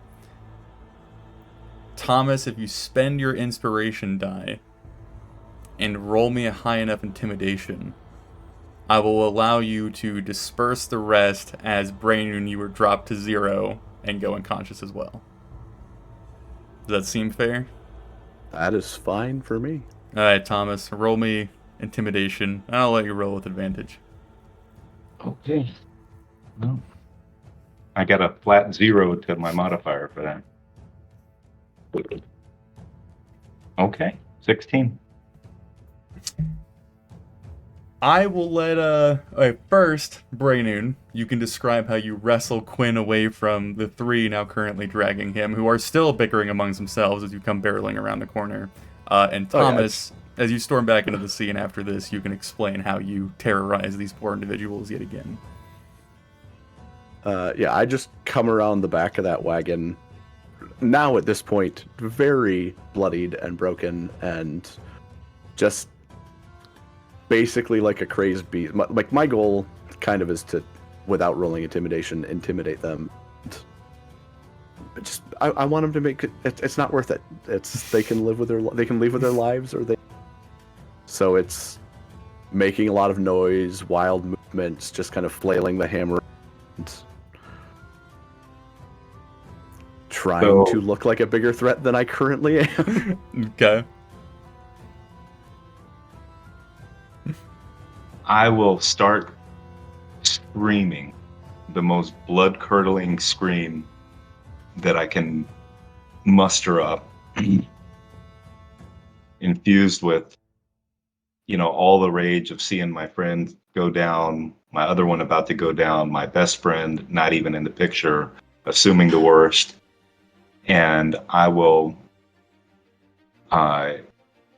cast So once I've screamed to kind of get their glance here, I'll cast about in this area, create bonfire. And as a bonus action, I'll Misty Step right in front of it. So I like that to kind of go off about the same time. And then nobody will understand what I'm saying, but I will. There's a thanks, like a it's an infernal, but it's a battle chant of the doomed that are marching off to their death in infernal, and because that's what he's planning on doing at this point. All right. So, Braynoon, as you go barreling around the edge of the cart, refusing to allow Quinn to be dragged away by these very confused goblinoids, you look like a bear swallowed you and shat you out, and then it stabbed you 1,000 times on the way through yet again, as you just go racing after your companion, who is more or less just being dragged across the road, and you swipe at the first one enough to make him let go, and you crush a second one as the other two are like, nope, this is good, and they go bolting off into the distance, leaving Quinn just kind of on the ground. Thomas, as you step out of your retreat and take a more offensive position to the south, the few that are just preparing to kind of muster up another pursuit of Braynoon as you see your dwarven companion disappearing around the corner, they first hear that blood-curdling scream, all their ears kind of perking up, and then all their pairs of eyes kind of lining up with one another as you step out of the shadows into the darkness of the night, the thread and the moon just barely kind of illuminating this image that you are creating before the bonfire ignites behind you, the silhouette of this demon slowly growing in their minds as they all start to scramble over one another, dropping their weapons into confusion as this guttural low chant that doesn't sound like Thomas in the slightest starts booming across the space, echoing across the glade as they go sprinting as fast as possible away from the caravan. And that's where we'll end today's session.